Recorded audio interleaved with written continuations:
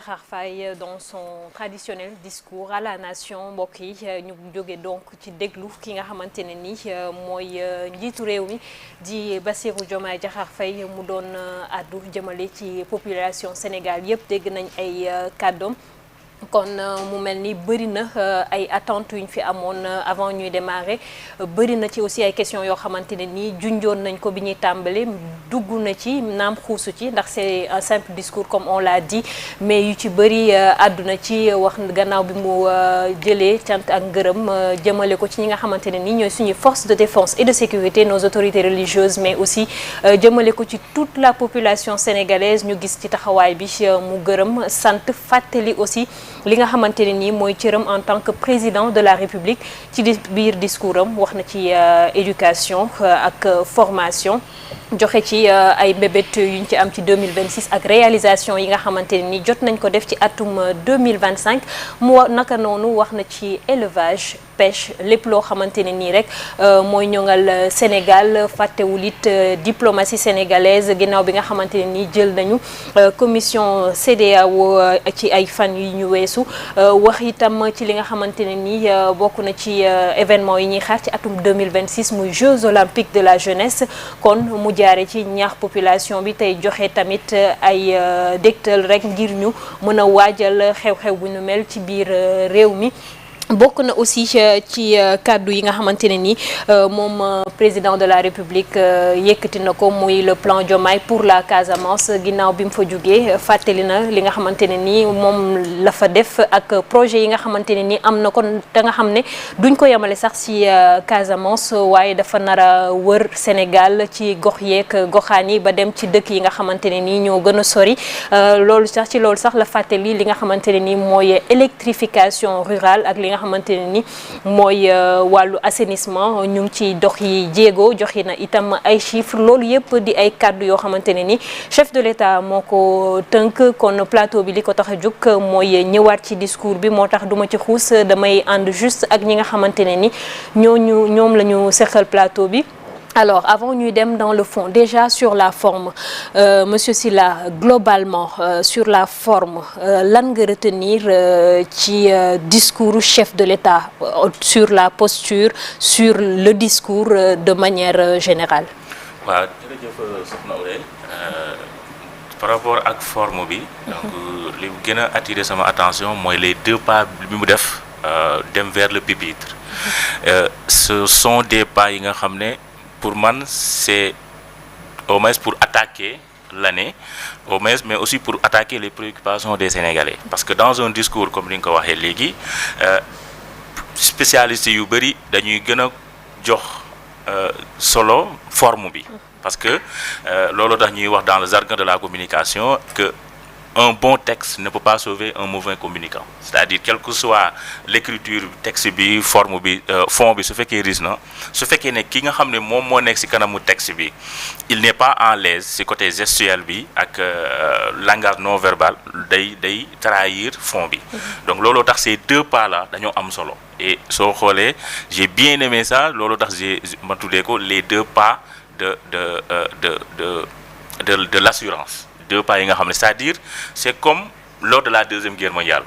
xam nga bi ñu attaqué la France li tax quelqu'un koo xam ne mu ngi mel ni général de Gaulle mu am dayo bi mu xam ne am na ko en France discours bi nga xam ne def na ko mais au-delà du discours français yu bëri dañoo gisoon tonalité bi looloo tax ñu bëri accepter aussi adhérer si les troupes françaises donc loolu dafa am solo mais discours bi maa ngi jot message léegi ci benn patriote maa ngi koy nuyu de passage mu nekk benn collègue Ndiogu maa koy nuyu de passage bi président Bassirou Diomaye Faye génnee prison bi def conférence de presse ak le premier ministre maa ngi wax sous le contrôle peut-être patriote bi di ko nuyu dama bindoon benn texte def comparaison communication président Diomaye ak communication président Sonko c'est-à-dire objectif bi c'était pas pour ma naan kii moo dàq wala kii dàqul mais en termes de communication moom il est chargé de com parfois les styles d'une bokk le président Diomaye suy wax on sent un peu du Senghor et du Diouf pour le président Diomaye parler c'est faire c'est dire en fait, c'est-à-dire lui soo xoolee d'après bi mu ñëwee président de la République ba léegi c'est un président qui parle, qui n'est pas trop bavard. Quand je dis trop bavard entre guillemets, je m'excuse du terme, mais c'est-à-dire il met plus l'action si côté bi si côté action maanaam pour moom dafa jàpp ne bon si li ma jàpp dafa jàpp ne ces actes doivent parler à la place de ces mots. Donc à la place aussi si discours bi toujours si côté forme bi j'ai bien aimé aussi la variation de la voix. Donc surtout à partir de la 10e minute quand il parlait un peu de la situation des femmes. J'ai senti un père de la nation, mais aussi quand il parlait surtout de la responsabilité du président de la République. J'ai bien aimé la variation de la voix, cette variation en forme de M,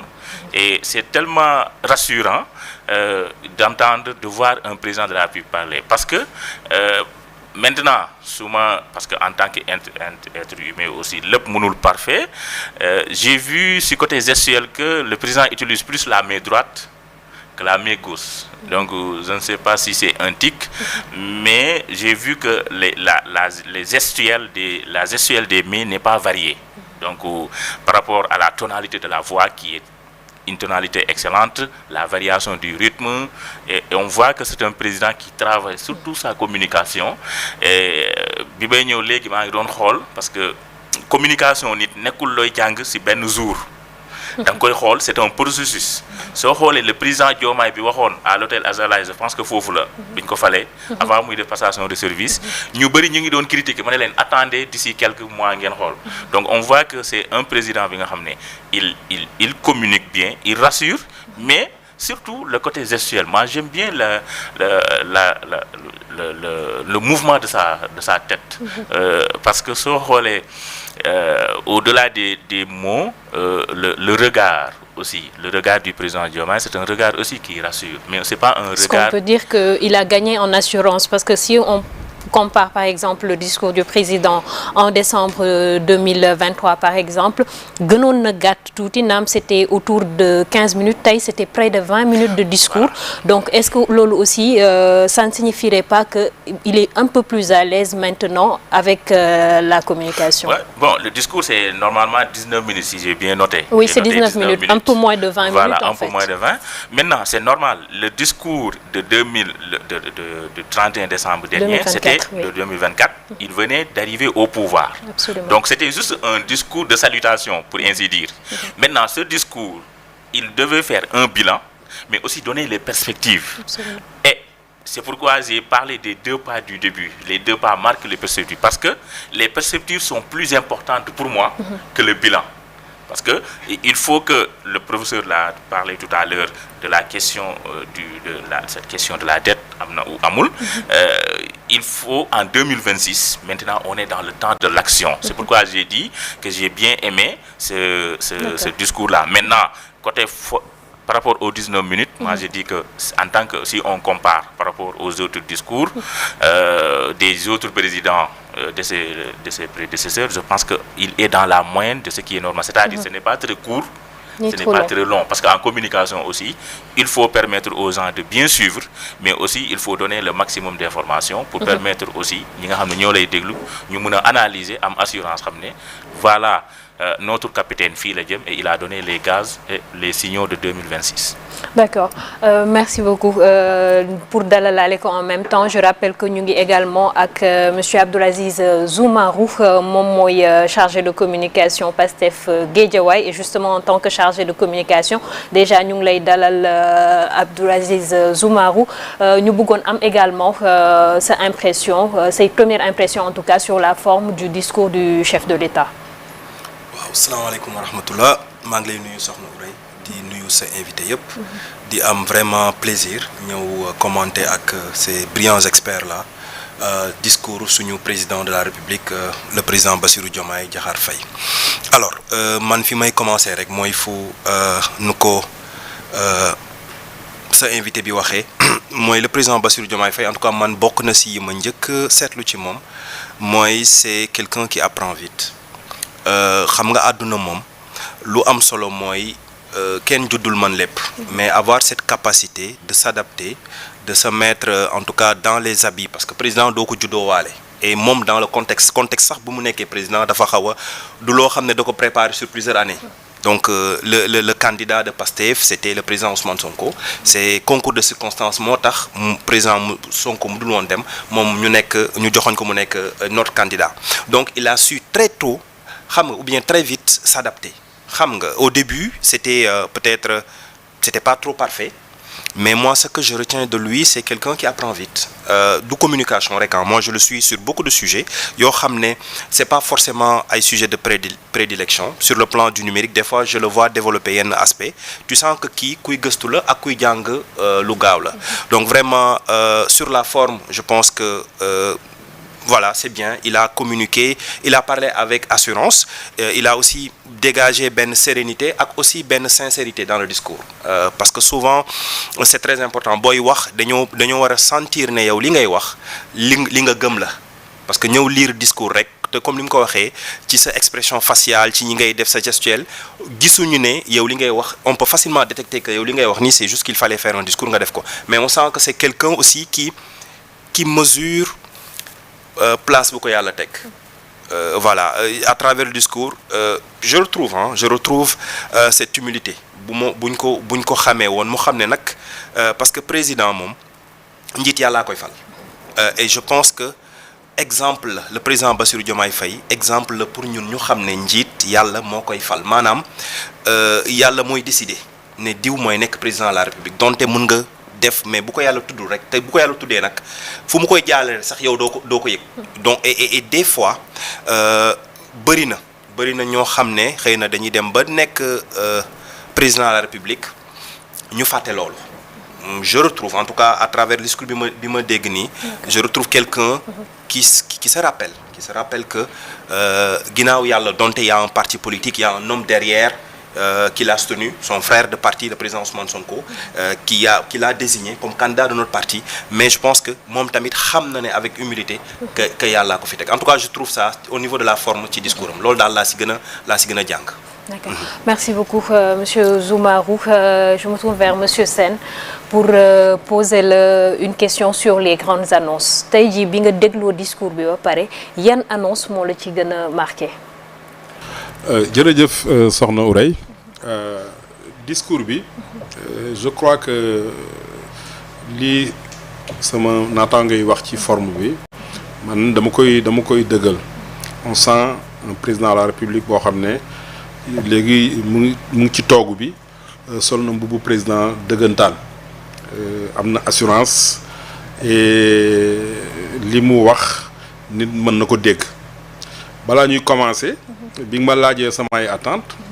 dama ne la woon discours yi en général dañuy jéem a def un bilan annoncer ay perspectives. Absolument. Et que man li may xaar mooy qu'on nous parle réellement de développement économique et social. Je crois que samay attente gis naa ko ci discours bi répondre na ci discours bi parce que il nous a parlé quasiment de tous les secteurs d'activité de l'économie. Def na bilan dans le domaine de l'éducation, de la santé, de l'hydraulique, joxe ay chiffres ay réalisations yu ñu jot a def mais ci njëlbéen gi remercier na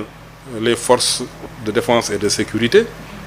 remercier les chefs religieux et coutumiers nga xam ne dañ nekk benn ciment pour l'unité nationale, mais surtout remercier na son premier ministre Ousmane Sonko et l'ensemble du gouvernement. Ça veut dire que kontaan na ci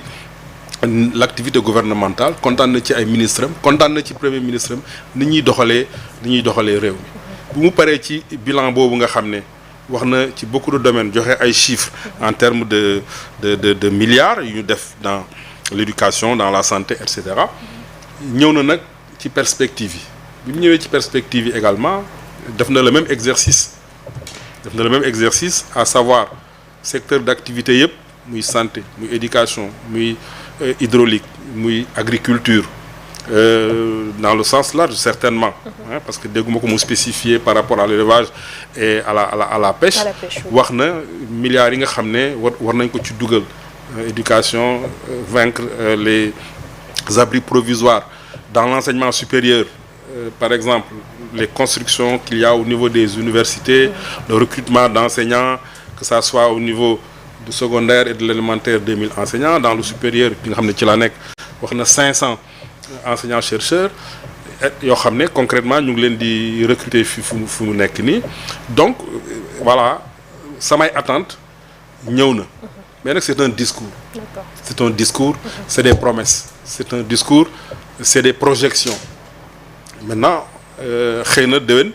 incha allah bu ñu ko fekkee wala plus tard ci la ñuy mën a ñëw def véritablement l'évaluation, def le bilan pour voir est-ce que liñ ñu annoncé woon te mu nekk loo xam ne c'est prometteur. Est-ce que véritablement concrétiser nañ ko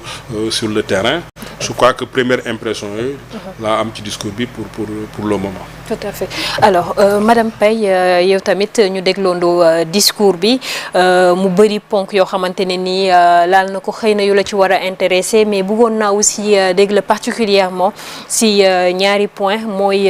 effort yi nga xamante ne nii nee na gouvernement bi ñu ngi koy def ci autonomisation des femmes mais aussi insister bi mu insister ci li nga xamante ne nii mooy Sénégal nar na ci taxaw ngir ñu xeex bépp forme de violence rawatina bi nga xamante ne nii dañ koy exercer à l'encontre des femmes. waaw merci Oulaye maa ngi lay remercier bu baax di la wax ne de manière générale balaa may ñëw ci ñaari ponk yooyu nga wax. dinaa joxe tam sama impression ci par rapport ak le corps du discours. Oui. ndax booy xool par exemple fépp fuy metti ci dëkk bi rek laal na ko. mais laal na ko ci wax ci en perspective lu mu ci nar. ëllëg comme ni ma koy waxee rek avancé tamit wax deux avancées concrètes. mu nekk dans la continuité et la consolidation. donc loolu day wane ne loolu sagesse la day wane ne loolu tamit ni ñu koy waxateeti taxaw la pour dëkk bi dox ndax soo ñëwee fekk dëkk dara mu nekkoon fa ñu koy doxal li nga mën a njëkk a indi soo ñëwee rek mooy nga ñëw nekk dans la continuité. donc boo ñëwee nekk dans la continuité du ñàkk nag mu am ay rëq-rëq yoo war a jooyante wala loor kii nga ñëw na consolider defe naa ne loolu dafa am solo bon li ma gis daal. ne mooy fépp fuy metti rek ci dëkk bi laal na ko ba mu des le secteur informel ndax moom secteur la boo xamante ne dafay contribuer dans l'économie du pays te tudd ko y a aussi boo ko xoolee la migration irrégulière bi nga xamee ni c'est un point lancement envers les jeunes waxu ci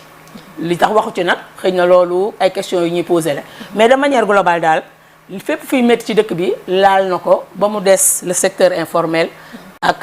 la migration irrégulière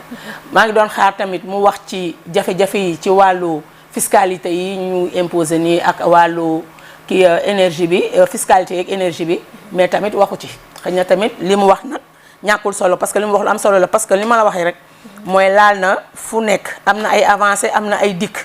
digi mooy li nga xamante ne moom la gis na war na yokk ci li fi nekkoon chiffré na ko évalué na ko chiffré na ko teg ko dañ koy nangu comme li monsieur Sène wax rek loolu balaa ñu koy mën a évaluer mooy déwén fi mu nekk nii il a été dans la continuité et la consolidation mënoo évaluer il a fait des perspectives et suivant ces perspectives nag ci nga koy mën a évaluer léegi en ce qui concerne l'autonomisation des femmes et les violences basées sur le genre dama kontaan bi mu ci waxee parce que wane na ne c'est un sujet qui lui tient à cœur te ñun ñëpp la tenir à cœur képp kuy jigéen ak kuy góor boo gisee lii xew nii ci askan wi nga gis léegi góor yi jàpp seen jabar yi di dóor ba ñuy dee mu ngi xaw a bëri te loolu daawu ko gis bëriwul woon comme ni mu bëree ci 2 ans yii nii ñu nekk nii daf ci bëri ndax ku am ak jabaram rek problème des fois dóor nga ko ba mu dee ci loo xamante ne nii du ko jar tel nag li mu ci wax jël ci ay mesures yoo xamante ne daal vraiment ay daan yu sévère ba nga xamante ne nit ñi dinañ toog bàyyi di xoqatal ndaw ñi xale yi ndaw yi ak di toqatal itam jigéen ñi loolu tam da ci am solo di suuf que ci wàllu point boobu moom lu may rafetlu la vraiment ni mu jëlee point boobu ndax point bu metti la bu tenir à cœur parce que nag jigéen c'est un visage vulnérable comme tous niñ ko xamee yaay la sœur la kii la mais tamit néew ji doole la bon loolu daal laa ci mën a wax pour l'instant di rafetlu nag ne axe yi mu jël nekk dans la continuité et la consolidation maintenant en ce qui concerne 2026 ce sera peut-être année yi nga xamante ne moom si lay réaliser moom projet yi nga xamante ne moom la bëgg a réaliser léegi nag ñu koy xaar foofu D'accord. Alors, Monsieur Sylla, si on revient sur les différents points par rapport à l'éducation, le président a donné des chiffres. Il parle de 2400 une salle de classe yoo xamante ne nii livré nañ ko aussi am na 1389 blocs administratifs 1112 blocs d'hygiène et 92 plutôt kilomètres de clôture sécurisée, 2000 enseignants recrutés dans les zones prioritaires. Et il parle tout à l'heure monsieur Sène mu ngi koy wax de 500 enseignants chercheurs également yoo xamante ne ni dañ leen di xaar université ndax loolu tax na ñu rafet njort ci suñu secteur de l'éducation nga xamante ne ni ñëpp xam nañ ne secteur boo xamante ne nii le Sénégal dafa am ay gàllankoor yu bëree bëri ba ñu doon laaj ñu jooyanti ko. Merci Sokhna Ourey pour si pertinence si question bi parce que man peut-être dans mes sorties dafa am loo xam ne dama koy wax pour man la République dama bokk si ñuy penser ne la République a deux pieds benn bi c'est la citoyenneté comme ni ma ko waxee à l'entame de mon propos beneen bi c'est l'éducation et l'éducation moom mooy permettre nga am un citoyen de qualité maanaam modèle u citoyen bi ñu am l'homo sénégalensis bi ñu bëgg si système éducatif bi loolu moom lañ koy mën a amee loolu moo tax en 2016 déjà laa bind un texte pour une révolution de notre système éducatif maintenant en parlant parce que soo gisee problème yi am surtout dans l'enseignement supérieur en parlant de si day am loo xam ne problème mu personnel lay am wala problème professeurs yi da ngay gis étudiant boo xam ne day am problème ñu encadreurs yi wala professeurs yi duñ doy maintenant soo jëlee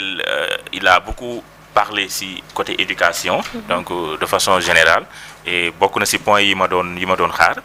et jàpp naa ne daal ñun parce que dama ko doon wax naan li sonnal président suñu président yi la plupart du temps dañuy bëgg a laal chantier yëpp bon loolu donc loolu tax ma doon naan man su ma nekkoon à la place du président wala ñu koy xelal damay naan si mandat bi nii on met l'accent si yenn secteurs yi par exemple l'éducation la santé pour am benn gap parce que lan moo tax parce que soo xoolee avec le régime du président Wade peut-être je parle sur le contrôle du doyen dafa am lu ñuy wax l'accès à l'éducation pour tous ñu def les CM de proximité mais CM de proximité yooyu noonu àndutoon ak encadré wuñu ko ak les lycées de proximité lycée de proximité yi ñu am parce que ku ñëw CM di nga am BFEM soo amee BFEM di nga am bac ku am bac di nga ñëw à l'université et soo xoolee vers la fin du régime Wade si lañ commencé am les étudiants non orientés peut-être mon frère aussi dina am expérience boobu noonu nga gis ñoo xam dañuy am bac mais duñ xam fu ñu leen di def parce que dañ doon créer dañ doon yóbbu xale bi mu dem école mais infrastructure yi duñ ko topp looloo taxoon aussi la plupart du temps soo xoolee professeurs yi suñuy grève problème mu salle de classe daf siy bokk wala problème mu abri provisoire et je pense que en 2026 normalement war nañ weesu la question des abris provisoires et loolu moo tax j'ai bien aimé les chiffres yi nga xam ne et grand bi bu nga koy wax léegi par rapport à l'honnêteté du discours mooy le président a donné des chiffres yi nga xam ne c'est des chiffres rationnels c'est pas des chiffres yi nga xam ne ay pour annonce donc c'est des chiffres yi nga xam ne kuy déglu war nga xam ne lii c'est possible parfois da ngay déglu un homme politique man fa leen di kii da ngay dégg mu joxe annonce mais da lay leer ne moom mi koy wax xam na ne li muy wax c'est pas possible et loolu moo tax ma ne il faut que c'est important la question de l'éducation quand il parle je pense des 31 milliards peut-être je suis pas fort en chiffres professeur yow yaa doon sama big rouge donc man j'adore quand on me corrige donc il y a aucun problème su ma juumee ci chiffres yi donc et 62,8 milliards aussi dans l'éducation et là ça montre que il donne au moins une importance capitale à l'éducation parce qu'on ne peut pas se développer sans une éducation de qualité et il a touché dans l'éducation que ça soit l'enseignement moyen secondaire mais aussi surtout l'enseignement supérieur qui est en crise déjà et bi may ñëw je parlais toujours parce que à l'université aussi je faisais partie de ceux qui avaient écrit le référendum de 2018 bi nga xam ne moom moo des propositions qu'on avait faites au président à l'ancien président et je pense que dans la continuité de l'État. Peut-être proposition yi ñu ngi fi, c'était un référendum qui composait 14 points pour au moins régler la question de l'enseignement supérieur, surtout la question des ISEP, la question de l'accès, la question des bourses. On avait fait des propositions et je pense que peut-être le président, comme l'a dit aussi l'honorable, il est dans la continuité et il va prendre li nga xam ne da ko war a changer ñu changer ko, là où on doit améliorer aussi on améliore, parce que comme tout ni ma koy waxee œuvre humaine rek ki nga fi fekk ki nga remplacer am na lu mu defoon nga améliorer ko yow nga indi sa touche personnelle et du point de vue de l'éducation je pense que il est en train d'amener sa touche et en parlant de l'éducation on sent aussi que c'est un passionné de l'éducation parce que avant qu'il est président de la République j'ai bien aimé cette sortie là quand on veut juger une personne par rapport à ce qu'elle dit sur un domaine da ngay déglu avant muy ñëw lan la doon wax ci domaine boobu noonu dans benn sortie bu mu defoon avant muy nekk président en parlant de sa vie universitaire on sentait une personne émue on sentait une personne au moins qui nga xam ne dafa jox importance trop jàng ak la question de l'éducation donc looloo tax bon quand il parlait de ça aussi j'ai pensé à cette sortie du candidat Diomaye candidat et je pense que loolu moo tax ma rappelé wu parce que les communications aussi ay croisé la nit ki li mu wax avant li mu wax tey moo lay permettre nga xam fan la jëm donc encore une fois merci ci question bi je pense pas si j'ai répondu ou pas parfaitement alors monsieur Zoumarou il a parlé de chiffres beaucoup de chiffres notamment sànq bi ñuy dëgmal plateau bi madame Paye mu ngi doon wax mu ngi xaar ci discours bi que le président revienne sur les problèmes sociaux économiques financiers il en a parlé et brièvement après c'est un discours il a parlé surtout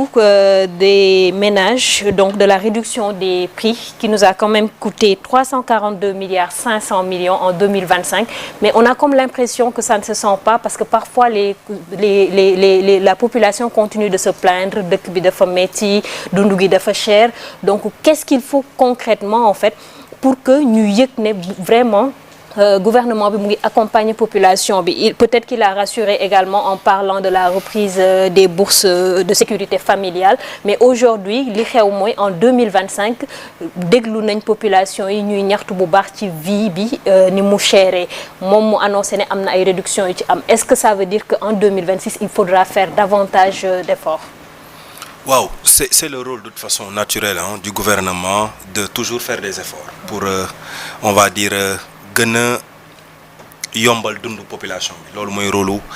gouvernement bu nekk alors ren je pense que wax na ko année bu xaw a métti la parce que on a parlé de redressement dañoo fekk dëkk bi ci benn situation bu métti il fallait avoir le courage de prendre des décisions très difficiles wax dëgg yàlla décision yoo xam ne dina am impact ci panier ménagère bi dina notamment avec ce plan de redressement mais je veux dire boo bëggee bâtir lu baax il faut nga am courage jël yenn décisions yu difficiles je le dis souvent il était beaucoup plus facile de faire du Macky sans Macky on pouvait répéter les mêmes choses xam nga rien ne nous empêchait mais on n'a pas été élu pour ça le président Bassirou Diomaye Faye sénégalais teguñu ko fi pour mu def lu nit ñi doon def alors j'adore tout le temps di ko répéter je pense c'est le ministre Guirassy moo ko doon wax Guirassy wala Cheikh Bamba Dièye nee na entre sol yére ak simmi yére lu mu xat-xat def yaramu nen da ciy am et c'est ça en fait c'est la vérité c'est-à-dire sénégalais yi dañu def fi président Bassirou Diomaye Faye nekk le président de la République le président Ousmane Sonko nekk le garant de la réussite du projet donc pour que ñu jël ay décisions yoo xam ne day nekk décision yoo xam ne day am maanaam impact bu baax ci sénégalais yi mais mënuloo lijjanti lépp tey oui cette année c'était vraiment une année difficile pour les sénégalais waaye comme ni nga ko waxee ci fin d'année bi je pense que bett na ñu bëri on a jot nañ wàññi lu bëri nag wax dëgg yàlla léegi nag sénégalais yëg nañ ko mais sauf que y a beaucoup de policiers ñoom seen communication bu ñu yokkee wala bu méttee moom xam nga c'est la communication tu experte nga en communication les gens communiquent sur ça peut-être c'est notre rôle aussi ñun de communiquer de montrer que il y a eu beaucoup d'efforts qui ont été faits par le gouvernement pour wàññi dund yi te wax na ko année bii di ñëw 2026 dina nekk année boo xam dañuy gën a yëngatu ci économie sociale et solidaire maanaam bëgg nañ gën a encore jàppale sénégalais yi nee na bourse sociale yi aussi nañ ko reprendre en 2026 donc oui c'était une année difficile en 2025 wax dëgg yàlla mais nag fin bi gis nañ ne qu'il y a de bonnes perspectives en 2026 que aujourd'hui le président de la République à travers son discours il est conscient que Sénégal dafa bëri booy xool suñu population ñu ci bëri dañuy nekk ci ay difficultés maanaam si suuf seuil de pauvreté donc boo amee population mel noonu il faut que nga def du social il faut que nga accompagner leen et il est conscient de ça et je pense qu'à travers son discours on a vu les efforts qui ont été faits malgré quand même la situation économique difficile il faut le dire que cette année mais ba tey bu ñuy wax nii pareeguñu suñu on va dire amaguñu benn accord bu leer ak FMI donc ça veut dire que on a su se réinventer et ça je pense que c'est vraiment ça nous montre pour man jàngat bi mu ci am mooy sénégalais suñu njiit yi xarañte bu nekk ci ñoom du ma wax sax ñii jiite mais sénégalais ci boppam xarañte bu ñu yàlla may et des fois c'est au fond du gouffre foo nga dem ba affaire bi metti pour nga mën a découvrir yow li nga mën pour nga ko mën découvrir et je pense que moo ñu dal année bi c'est-à-dire dañoo dem ba benn instant mais on s'est remis en question on s'est dit mais attends yàlla may nañu xel comment on peut s'organiser donte FMI neewu fi lan lañ mën a def et pourtant je pense que yàlla suturaal nañu ñu ngi fay salaire yi dem nañ sax ba di wàññi dund gi pour man loolu prouesse la et je suis d'accord avec vous lu ñu war a gën a communiquer sénégalais yi gën a xam ne njiit bi ñu am le gouvernement bi ñu am gouvernement bu mën liggéey la gouvernement bu am xarañ la. Alors Monsieur Sène en tant qu'économiste je suis tentée de vous poser la question ci discours bi yan mesure concrètement yan mesure nga sentir ne mesure économique bien sûr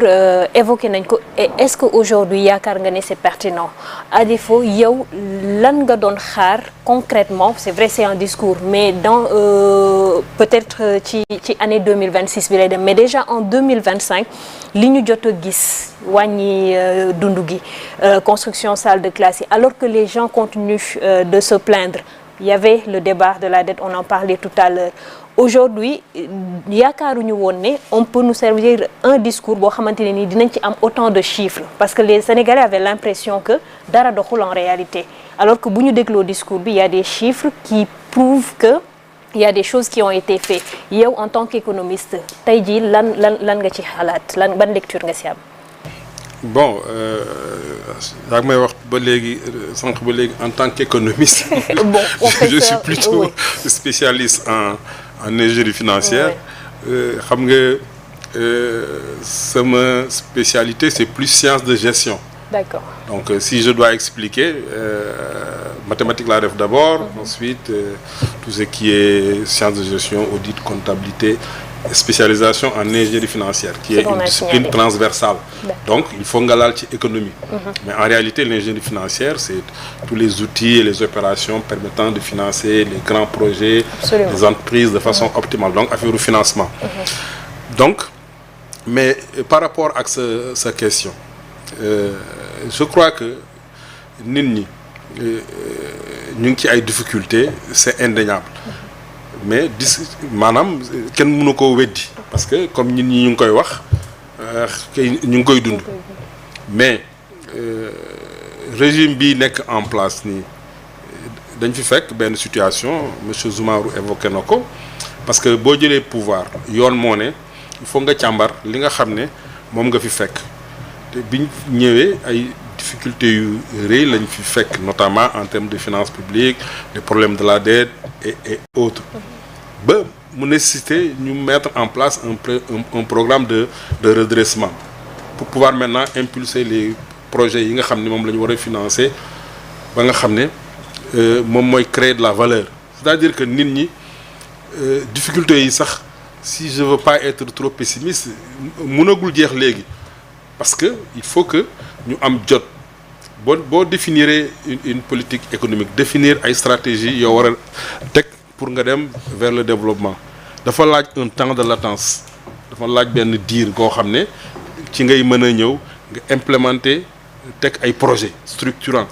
yoo xam ne dina fouetter l'économie créer de la richesse mu soog a mën a am redistribution donc mais les efforts yi nga xam ne moom la ñuy def fi mu nekk nii wàññi essence gasoil wàññi nee nañ suba électricité et autres ñëw ci ay filets sociaux andiwaat les bourses de sécurité familiale war a mën def ay subventions peut-être yoo xam ne c'est ciblé par rapport à des produits yoo xam ne moom mooy gën a toucher la masse mais yooyu yëpp bu ñu ko defee mën na gën a woyofal yan bi c'est-à-dire mën na nit ñi mën nañ gën a moins sentir les difficultés mais pour que vraiment difficultés yooyu nekk loo xam ne fàtte nañ ko mais il faut que économie bi dox te pour économie bi dox mais il faut que mais ñu mën a am ay industrialisation c'est-à-dire créer ay entreprises mu am ay emplois yaa may dégg mais loolu yëpp tant que amuñu ko jeunes yi mën am liggéey su ko defee agro-industrie bi l'agriculture le secteur primaire ñu développer ko que ça soit l'agriculture que ça soit l'élevage am na ay projets ak ay agences dédiées à ça comme ay Prodac et autres mais yooyu ñoo war a loolu yooyu la ñu war a mën a développer liggéey bëri Sénégal nit ñi liggéey am koom-koom pour nit ñi mën a sentir que dëggantaan ñu ngi ci développement et que difficulté yi jeex na mais loolu nag kenn mënu ko def du tic au tac il faut que day laaj temps boo xam ne comme que def nañ diagnostic bi war a implémenter ay projet day laaj benn temps boo xam ne dinañ ko am pour que véritablement ñu mën a am ay résultats loolu aussi day laaj au Sénégal ñu privilégier économie plutôt que politique parce que man li ma remarqué bon je suis également issu de la diaspora bu nekkee ci yenn dëkk yi les gens mettent l'accent sur le débat économique fiscal et cetera pour xool naka la ñuy développer dëkk bi mais ici nous passons beaucoup plus de temps à nous invectiver di wax affaire politique bon ba nga xam ne parfois on a l'impression que dañuy xaw a fàtte l'essentiel donc gouvernement bi nag dafa war a focus vraiment sur le développement économique maanaam fexe ba nga xam ne li ñu promettroon par exemple avec le PSE c'était extraordinaire parce que réforme structurelle de l'économie andi beaucoup plus d'industrialisation ak yooyu andi la bonne gouvernance mettre l'accent sur les ressources humaines yooyu fekkoon ne amoon nañ ci les résultats qu'il faut kon xëy na situation bi dina gën a. justement yaa ngi wax PSE tey jii boo doon def une étude comparative entre le PSE ak le plan Sénégal 2050 lan nga ci mën a jëlee. oui pour man comme ni ko honorable waxee continuité rek la ñu war a mën a am c'est-à-dire que PSE dafa ñu waxoon réforme structurelle de l'économie parce que suñu économie bi li ko dominer c'est surtout les services amuñu ay industries et cetera ñoom waxoon nañ ko. Mais je suis au regret de dire que à la fin, après 12 ans de mandat, par rapport à cette industrialisation-là, il reste beaucoup de choses à faire. On n'a pas tellement réussi ça. Dañu waxoon bonne gouvernance. En tout cas, toutes les affaires pendant tous les rapports dont on parle, li xew ci Sénégal fi mu nekk nii, wane nañu nous avons encore des problèmes en termes de bonne gouvernance. Le capital humain, c'est-à-dire que créer ay ressources humaines de qualité, mais surtout allouer les ressources humaines de façon optimale. À chaque fois, mettre les hommes qu'il faut, à la place qu'il faut, etc. C'est ça, si je résume, que le PSE nous avait promis. Mais après 12 ans du président Macky Sall, on peut faire le bilan. On ne peut pas dire qu'il n'a rien fait au Sénégal. Il y a eu beaucoup d'investissements qui ont été faits. Le Puma, le TER, le BRT, etc. Mais ñun bu ñuy évaluer ay projets d'investissement on n'exhibe pas simplement du ñu wane simplement les actifs maanaam li nga xam ne teg nañ ko dañuy xool aussi naka lañ ko financer ak yan impact lay am et là également il y a beaucoup d'insuffisances yoo xam ne dañ ko war a combler donc ñii bu ñu ñëwee nañu réforme institutionnelle d'accord il faut y aller pour avoir bonne gouvernance et cetera bu ñu ñëwee nañu également mettre l'accent sur le capital humain et la qualité de la vie on est d'accord mais loolu yëpp dafa war a nekk prolongement li nga xam ne moom lañ affirmé woon avec le PSE et qu'on n'a pas pu atteindre à 100%. C'est-à-dire que il faut que ñu implémenter des politiques de développement économique yoo xam ne dañuy créer de la richesse ñu redistribuer ko pour nit ñi sentir ne dëkk bi fi mu nekk nii neex na mais tant que ñu ngi toog di wax waxu politique te duñu agir vraiment sur les leviers économiques comme ni ma ko la expliqué nii mais donc le résultat sera toujours le même ñii nee nañ ñu ils vont mettre l'accent également sur la technologie la sécurité nationale internationale mais surtout un développement endogène économie endogénéisée ok avec autosuffisance alimentaire mais tout ça on attend de voir voilà souveraineté alimentaire et justement par rapport toujours à l'économie sànq yaa ngi koy wax Madame Paye c'est toujours dans la continuité de ma question c'est vrai que il y a beaucoup d'annonces mais aujourd'hui concrètement avec un peu de recul Sénégalais yi lan la ñuy sentir dans leur quotidien et lan la ñuy espérer am en 2026 mieux qu'en 2025. waaw loolu lu jafe sax lay doon li ñuy espérer am parce que comme ni ñu ko waxee rek liggéey booy liggéey mënoo embrasser ndoo yëpp nga defandoo yëpp day am looy laal am looy wàcc tey jii ci secteur yi ñu nekk di tax dëkk bi métti ndax moom fi dëkk bi métti rek fa la waxee fa la laal ndax dëkk bi métti na quoi qu'on dise bon boo waxee ñenn dinañ ne la liñ fi fekkoon la boo waxee ñu ne la dëkk bi liñ fi fekkoon ñi fi nekkoon dañ fi deful dara wala nangam ak nangam des fois sax da nga koy sentir ci paroles yi mais je pense que le problème fondamental par rapport à ça c'est le domaine de développement la croissance c'est lan la base la croissance de ce pays ba tax ne nga war mën a ñëw toog di ko liggéey te liggéey bi nga koy liggéey yow ba su nekk yaa ngi liggéey te mënul impacter ci population yi toujours ñu ngi xultu xam nga loolu c'est un monsieur Sène wax na ko léegi nee na wax na ba tudd les services effectivement que la croissance est basée sur les services te tamit dem ak ñëw bi or que li waroon bi ñuy wax ci transformation structurelle de l'économie mooy ne ñu def industrialisation te nag boo xoolee schéma yi nga xamante ne moom le président teg en parlant de l'érection de pôles territoires viables et porteurs de développement tey jii les kii là les comment dirais-je les kii sud les agropoles agropoles yi mais moom moo ko teg et c'est pour ça moo tax su Diomaye jógee def président Diomaye jógee def tournée économique par rapport à ça dama ne la ça c'est dans la continuité tey ji boo waxee agropoles yi c'est le schéma de l'industrialisation c'est le schéma de l'érection de pôles territoires viables donc loolu lu ñu mën a teg loxo la soo amee temps ñëw toog liggéey ko ni mu ko waree nga am temps liggéey ko ni mu ko waree comme ni mu ko waxee rek embrassé na lu bari ba li mu ci gën a réussir mooy les infrastructures te nag un pays ne se développe pas te amul ay infrastructures yi nga xamante ne sociaux de base yi nga xam ne ñoo ko war a accompagner te loolu nag liggéey na ci booy xool tey jii ci salle de classe provisoire yi nga xamante ne abri provisoire yi nga xamante ne moom la président Diomaye wax ne dañ koy kii am na lu mu fi fekk loo xam ne lu bari absorbé woon nañ ko au temps bi ñu fi nekkee loolu c'est un acquis boo xoolee ISEP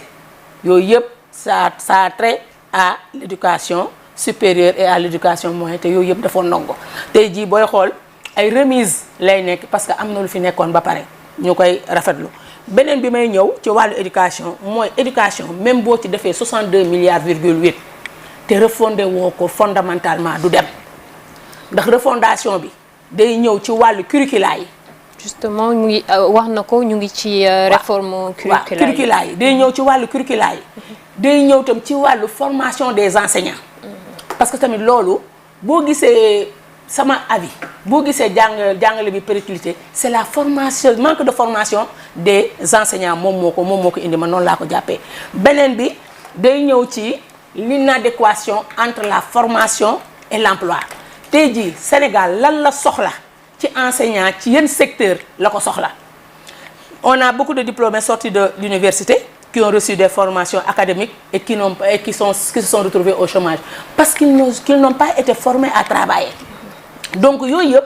ay réformes yoo xamante ne en interne dañ ko war a def balaa ngay jël 62 milliards virgule 8 di ko injecté ci secteur boobu ña fa nekk war nga leen a armer jox leen outil bu ñu liggéeyee ñi ni ci suuf war nga ci curricula yi ñuy jàngee nga am yoo ci intégré surtout nag lu jëm ci nos valeurs socio-culturelles ndax on est en train de perdre beaucoup. On est en train d'assister à des choses et à des comportements yoo xamante ne nii kenn mënu ko expliquer donc refondation yooyu yëpp dafa war a am war na am ci suuf ci ñiy jàng war na am tam ci ñi nga xamante ne ñooy war a jàngale parce que ki lay jàngal tam bu la tanewul ci ay comportement je pense que gawma ne dina mën a produire un beau produit tey jii kiy jàngale moo war a mën a produire un beau produit ak ñi muy jàngal suivant son comportement suivant son engagement et suivant son kii lu muy waxati citoyenneté gis nga citoyenneté bii muy wax lu am solo la tant que nit ñi approprié wuñu la citoyenneté xam ne nous sommes des Sénégalais et c'est le Sénégal qui est là su baaxee ñun la baaxal su bonee ñun la bonal ku ci nekk la nga ci war a def nga taxaw def ko liggéey ko ngir Sénégal kese duñ dem xam nga damay xaw a digresser tuuti parce que il faut que ma ñëw si parce que pour wane leen gis nga bi ñuy jël en 96 les kii volontaires avec 50 000 francs mais loolu lañ leen proposé parce que instant boobu état mënul woon jël fonction publique mënul woon jël ñu woo leen proposer leen 50 000 francs ñu nangu ko di ko liggéey à un moment donné loo gis ñuy ñëw di casse comme si que ne ñoom condition yi ñu leen jëlee woon dafa war a yemoo ak condition enseignant titulaire kii yi nga xamante ne ñoom la ñu engagé mais c'est une aberration pourtant l'état s'est plié ñëw fekk leen ci loolu te warul woon parce que bi ñu leen di jël ci ay lu leer lañ leen jëlee wax leen ne lii lañ leen fay xëñ na nag le niveau de vie et le coût de la vie dina élevé ba xëñ na li xewoon en 96 nga koy dépensé boo ñëwee tey bëgg koo dépensé bëgg koo dundee en 2012 2013 mën na poser problème mais amoon na neneen nu ñu ko mënoon régler lu dul ne nga plié wu defal leen ñoom nu ñu bëgg parce que tamit un contrat c'est un contrat te defe naa jàngalekat buy jàngale dafa war a am lu ne ci moom lu koy motiver lu dul rek wut xaalis bien que nag nit ki liggéey da nga ciy saa ci ngay yaakaar loo dundee ci ngay yaakaar tamit loo fajee sa soxla question bi nga ma posé woon na te lanati na sax par rapport rek maa ngi wax dugg parce que jàngale bi daf ma intéressé parce que jàngalekat laa donc loolu moo tax ma gën a dugg ci point bi wax ci bien que yow kii woo ma ci woon yaa ngi doon wax ne xaw ma Sénégal lan la ñuy xaar parce que en fait da nga insister woon ci say attentes ci discours bi ci par rapport ak les problèmes socio-économiques et financiers voilà waaw donc pour les problèmes socio-économiques et financiers dañ koy poser parce que lu nekk la et c'est là et il doit y avoir des solutions yi du nekk à court terme mënul nekk à court terme à moyen long terme la mën a nekk parce que tam nit da ngay wax rek sa aqulaay taala li nga xamante ne moo mën a ne da nga ñëw fekk nga ci dara am na loo ciy wëyal am na loo ci bëgg a joyanti am nga it sa programme bu bopp boo teg mën koo war koo doxal yooyu yëpp boo ko dajalee xool yow tey jii fan nga war a teg sa tànk en 2026 ba lii nit ñi dund 2025 mu métti yow noo koy fajee mënul nekk lu gaaw te mënul nekk tamit si 2026 bi rek mu jeex yaa ngi wax problème mu wàññi affaire yi ñu wàññi kii mais le président Macky Sall wàññiwul woon mais il avait subventionné les secteurs de l'énergie subventionné les secteurs de la sécurité alimentaire te ji bëri na loo xamante ne Sénégal ñu ngi ko doon dund mu yomb leen te du les réalités économiques yi moo leen ko may li ñuy dund moo leen ko may parce que tout simplement il s'était senti xëñ na ne comme ni ma koy waxee rek bëggul woon peuple bi souffrir par rapport à ça ndax soo waxee mu ne bi ñu l'affaire des gilets jaunes de la France bi affaire bi yëgee xam nga ci yokk yooyu la kiy jógee donc il aurait fallu moom tamit fii Sénégal mu yokk mais il a préféré débourser 13 milliards di ñëw di subventionner loolu pour impact bi ñëw war a bañ a dal ci kaw sénégalais yi waaw pour impact loolu bañ a ñëw da parce que France booy xool tey ji vie bi foofu la gën a chéré ndax loolu tey ji ni mu fa waroon chéré par rapport à la politique de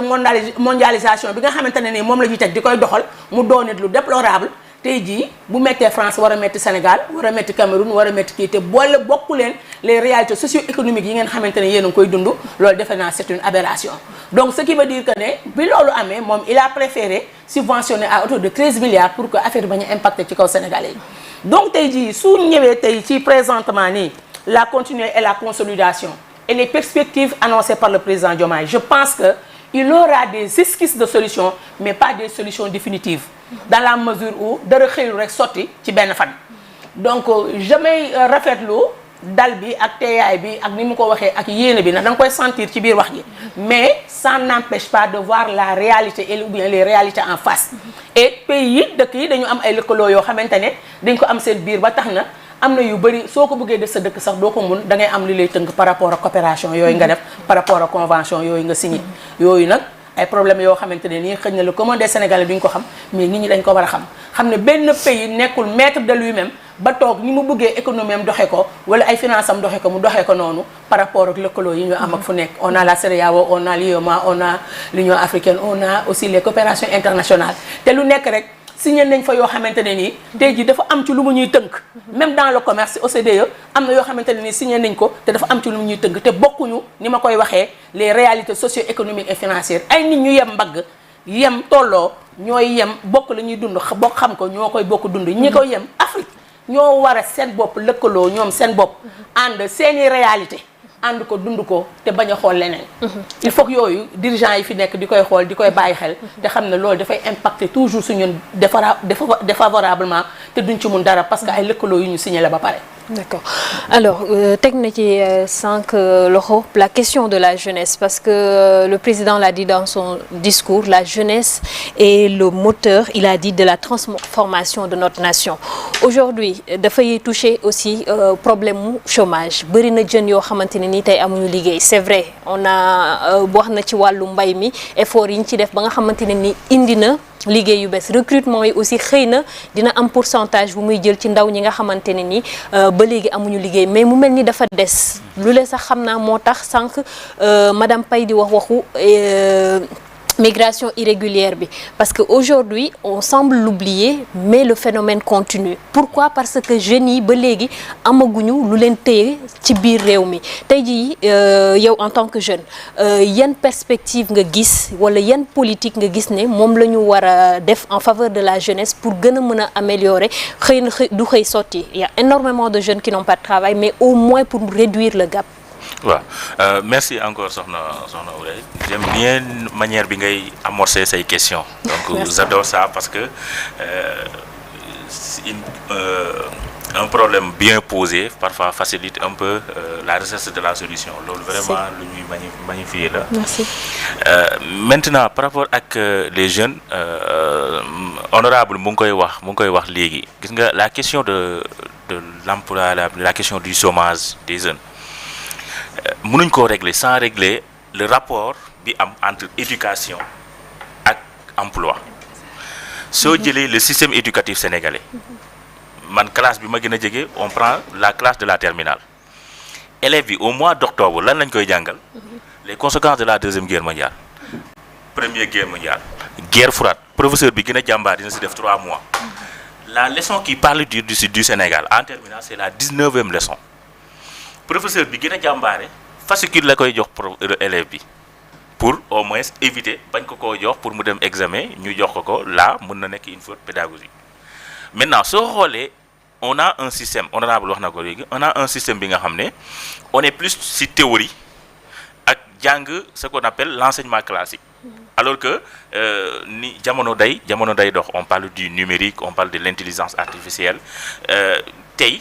soo jëlee un jeune sénégalais mu génne à l'université quel que soit son niveau fokk mu doon un stagiaire même soo nekkee un doctorant plus di nga doon un stagiaire lan moo tax parce que il faut que nga am benn expérience pratique bi nga xam ne moom ngay am donc foofu laa doon wax ne il est important ñu jéem a adapter suñu système éducatif avec le marché du travail donc ça c'est un par rapport à la jeunesse man je lance toujours un appel d'abord ñun jeunes yi ñoo war a xam ne on est d'abord la solution parce que il faut que ñu inverser les tendances yi doon am parfois problème su amoon on dit que non le problème c'est les hommes politiques xam nga le juge Kéba Mbaye en 2005 bi muy def conférence dafa ne le Sénégal avait fait 2 faux départs premier faux départ mu ne mooy l'éclatement de la fédération du Mali mooy problème bi amoon entre Sénégal ak Mali mu ne deuxième faux départ bi c'était le problème entre Senghor et Mamadou Dia dama si teg troisième faux départ c'est-à-dire troisième faux départ bi mooy ñun au Sénégal la plupart du temps on pense que les problèmes la solution c'est les hommes politiques maanaam li ma bëgg a wax foofu mooy problème su amee on attend l'État que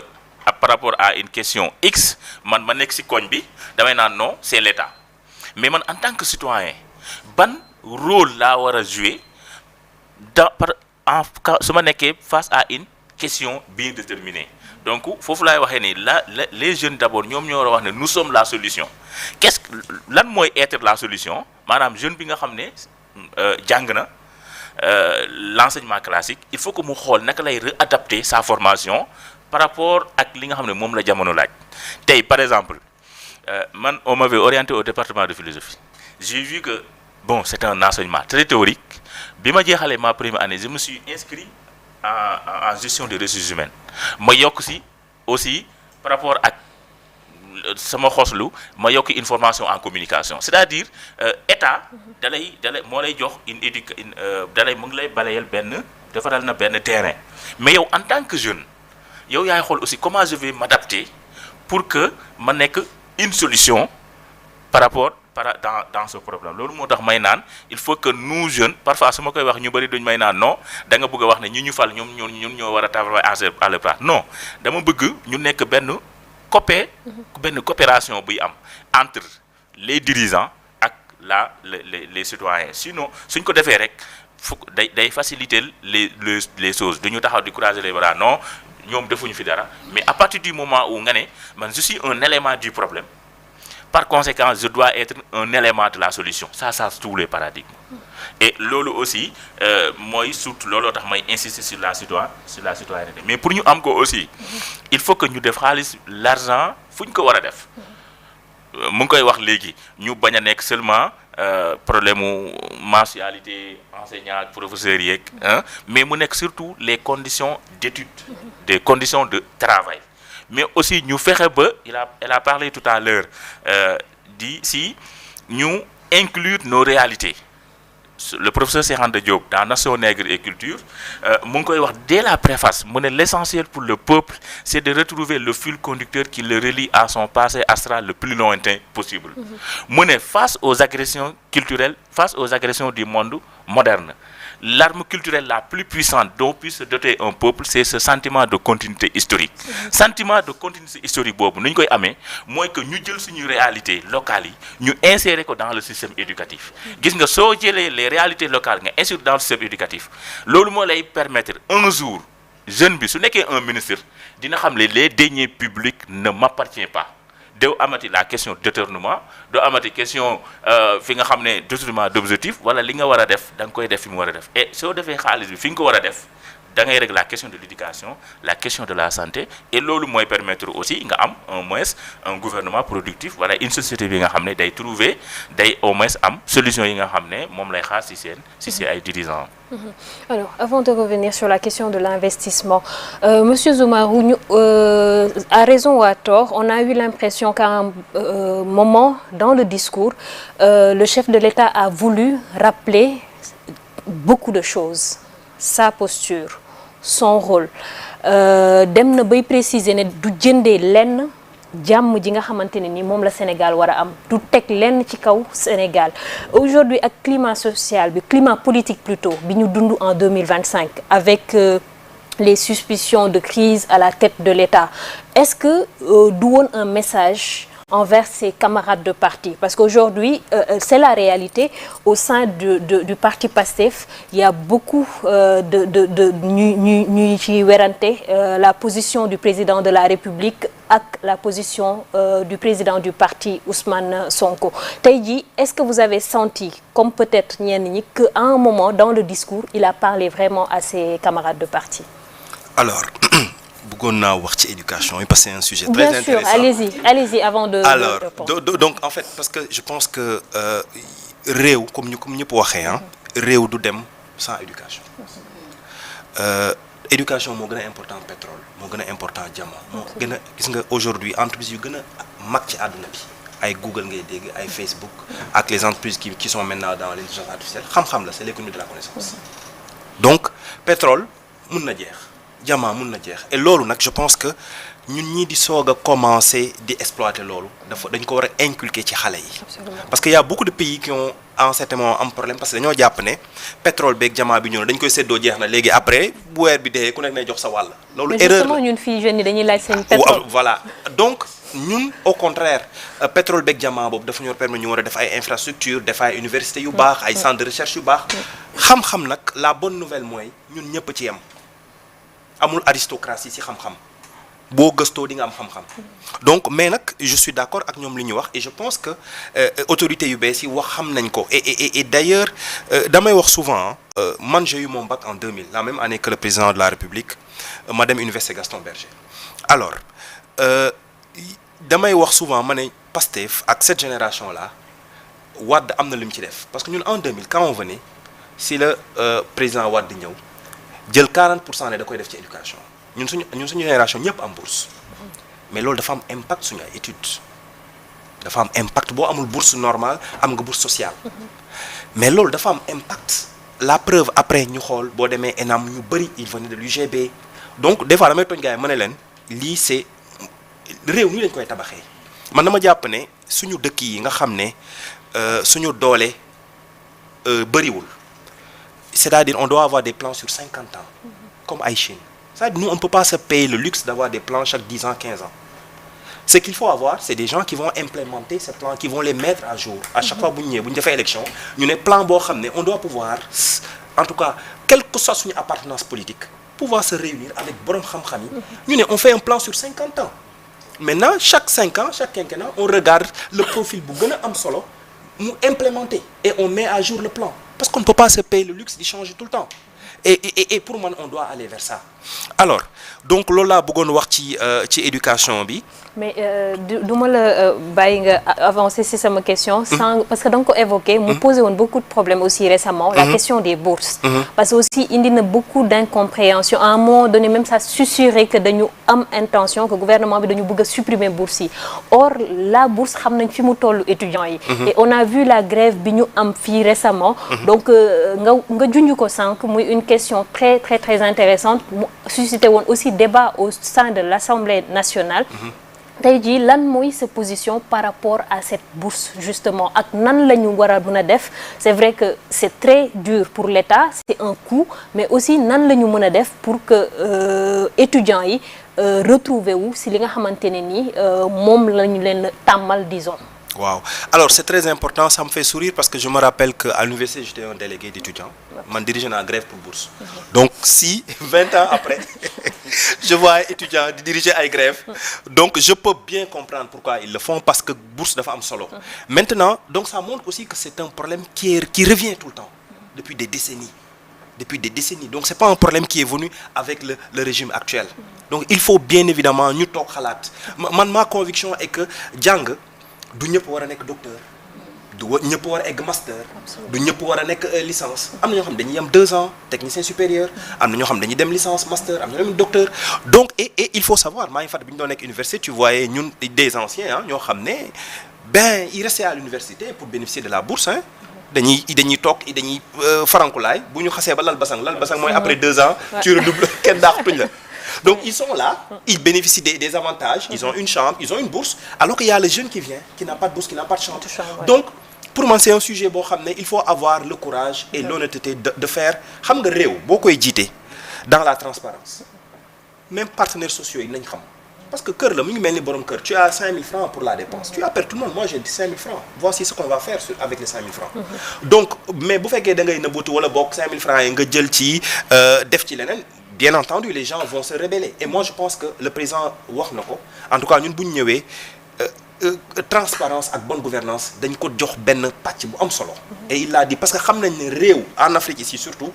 corruption ak mauvaise gouvernance moo ñu daaneel ci lu bëri donc loolu bu ñu ko tegee rek les gens ils pourront accepter certaines décisions difficiles parce que réew nag du dem s'il y a pas yenn décisions difficiles mais nag décision difficile pour que nit ñi jàpp ko pour que enseignants yi syndicats yi mën ko d'accord c'est parce que ils sont convaincus que xaalis bi kenn yóbbu ko feneen di ko caaxaane donc loolu laa ci bëggoon wax quoi pour dire que il faut ñu toog waxtaan bourse yi gën ko mën a optimiser maintenant par rapport à la question dama lay dooguma la mais je voudrais juste entendre monsieur Sène parce que moom tam il est à l'université et certainement il voudrait intervenir sur cette question et après je vais revenir vers toi. Mais merci opportunité bi nga ma jox parce que c'est un problème que je vis que je connais un peu. Absolument. Parce que xëy na ñun ñooy génération yuy jiitu ñi ñun amuñu woon bourse pour tout le monde. On avait bourse de mérite ou à la limite bourse sociale. Il semble que le président Ablaye Wade moo ko généralisé dans sa générosité légendaire mën nañ ko waxee noonu mais créé na benn système boo xam ne man gisuma ko ci monde bi franchement je connais un peu damay def étude comparée puisque je travaille dans le système éducation universitaire français je travaille dans le système universitaire éducation canadien donc Europe Amérique c'est des systèmes différents ñun système France lañ xawoon am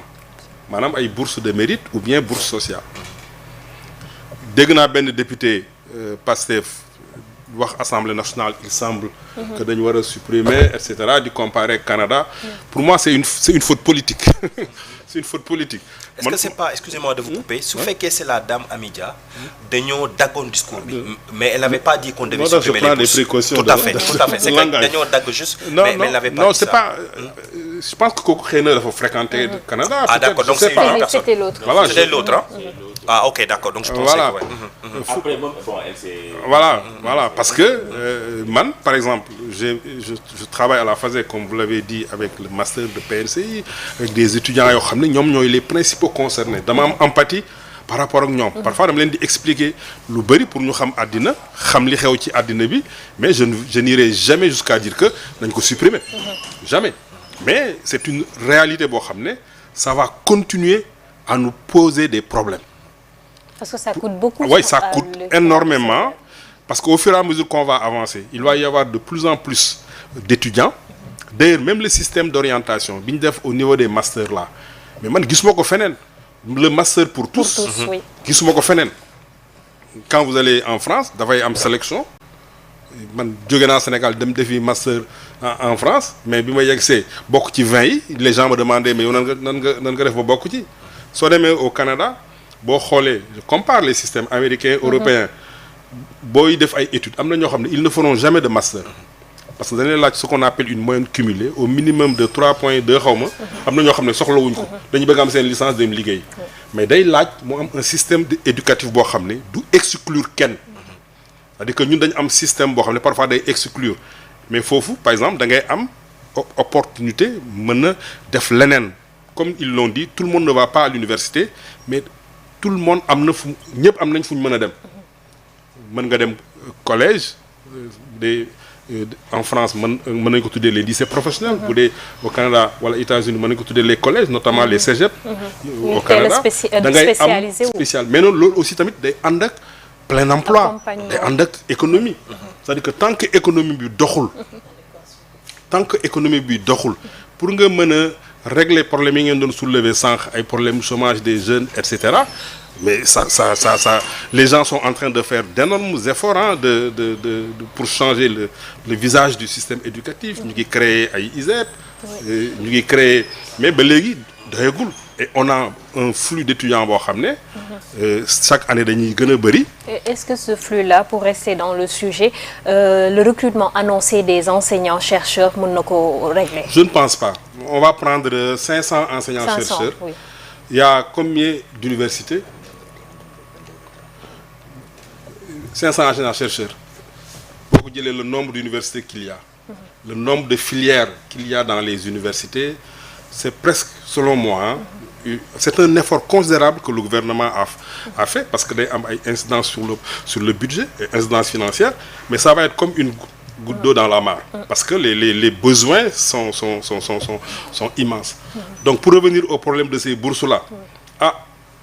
man ñi yore moi je dors bien parce que c'est pas à moi de prendre des décisions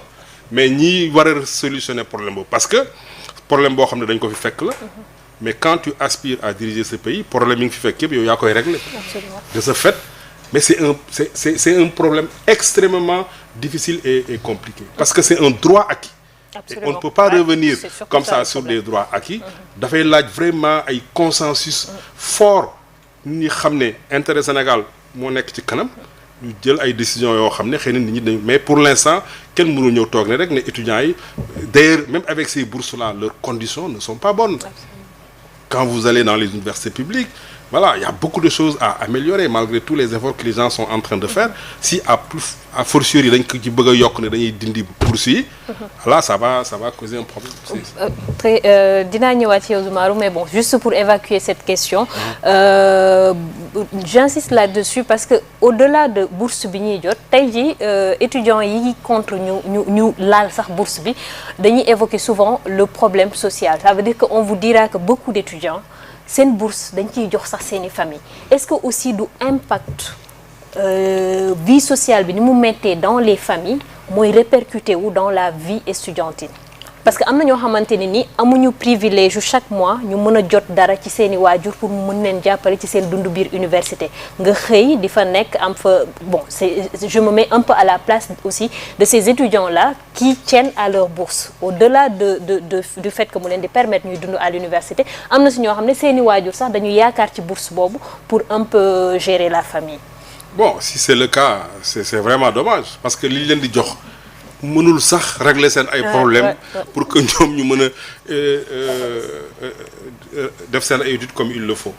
Maintenant si les conditions sociales sont telles que dañ ci comp sax di jox seen ay waajur ça rend encore le problème beaucoup plus c'était juste pour faire le lien entre la vie sociale sénégalaise de manière générale. li may wax nii par exemple man France laa koy gis. Beaucoup d'étudiants qui vont aller étudier en France dañuy am ñoo xam ne sax dañuy dem ba seen jàng yàqu parce que dañuy topp liggéey bi. parce que dès que ñu dem rek seen parents yi dañuy am yaakaar ci ñoom it ñuy góorgóorlu di bëgg di yónnee ci Sénégal affaire yu mel noonu bon xam nga fii nit ñi dañuy am yërmande am laabiir ci seen ay waajur du ñàkk parce que bu ñu lay fay xaw ma 40 000 pour la bourse entière voilà nga bëgg ci fay sa ay logement et cetera mais même nous on est sollicité voilà moi je donne des vacations là-bas mais parfois da ngay dem ba ngay am empathie am ay relations yoo xam ne ak ñoom dañ lay wóolu nga yërëm leen et de temps en temps dañ lay solliciter voilà tu es obligé même de faire du social. Donc c'est un vrai problème c'est ce problème-là que les gens doivent prendre à bras le corps et le régler définitivement. D'accord. Juste un mot avant de revenir sur la question que j'avais adressée à Abdoulaziz. Sylla, sur la question des bourses. Ouais, bon, la question des bourses, parfois il y a quelques-uns de mes camarades ñu may tooñ parce que en 2018 le document qui avait permis aux étudiants ñu am la bourse la demi-bourse mu quitté de 18 000 à 20 000 la bourse entière de 60 000 à 40 000 avec le référendum bi ma doon waxee léegi document boobu noonu ginnaaw yàlla si sama loxo yu see xeebu yi lañ ko bindee donc c'est moi qui avais rédigé le document ñu jox ko le président de la République c'était malheureusement bi ñu perte notre camarade de Saint-Louis en 2018 li taxoon mooy on avait fait un constat que dans les universités en général, je parle sous le contrôle de mon grand, et dans l'histoire de l'humanité, progrès mu ngi amee en période de crise bi ñu ñëwee en 2018 ñu gis ne notre camarade Fallou Sène bi nga xam ne dañ ko dafa pertoon dafa génnoon àdduna si di laaj boursam le 15 mai dañoo waxoon nañ pour que moom mu tëdd ñu sa mémoire mu tëdd il faut que ñu am ay progrès. Donc c'est dans ce sens-là lañ demandé woon benn ay augmentation des bourses, diminution des tickets de restaurant. Et le président de la République d'alors, le président Macky Sall, automatiquement la ko kii yoon c'était une solution de sortie de crise. Maintenant li may wax mooy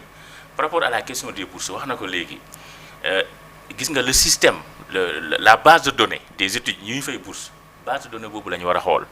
y avait boo koo xam ne y avait un travail boo xam ne defoon nañ ko je pense la direction des bourses defoon na ko des années précédentes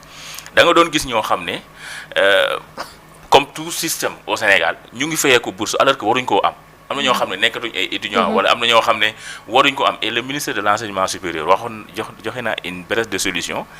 nee na moom doomam normalement soxlawul bourse donc on peut aller dans ce sens-là quelqu'un koo xam ne papam ministre la wala papam kii la n'a pas besoin de 40 000 pour am bourse. beneen affaire bi ñuy am mooy comme ni ñu ko waxee léegi il faut que dans le système am na ñoo xam ne seconde lañu war a yem am na ñoo xam ne terminale am na ñoo xam ne licence après am ñu continuer mais là man je me rappelle bi ma jotee sama bourse tout à l'heure maa ngi lay takki ne mon si la c'est avec I j'ai fait la première année jusqu'à deuxième année pour bu jotuma sama parce que y avait un problème de I ak Y ma dem ne bon du ma fi nekk di dem direction des bourses di perte samay cours mën naa rater les deux je me suis concentré sur l'année universitaire mais bi ñu ma fayee ma bourse j'ai lu bëri def naa ko ci samay parents donc foofu la ñu parfois étudiant bi rapport social bi di amee entre la bourse et l'étudiant bi su fayee ko au plus automatiquement day xalaat le président Bassirou Diomaye Faye wax na ne premier kii am la jëndee defaree réew bi ne këram jënd ay vestam donc c'est parce que li mu doon wax foofu noonu c'est-à-dire c'est l'aspect social de la bourse c'est une question très sensible mais quel que soit nu mu sensible on inclut les étudiants loolu moo tax tout à l'heure ma doon naan il faut que les jeunes ñu considèrent comme les actes les principes une partie de la solution maintenant après ñi ñu diriger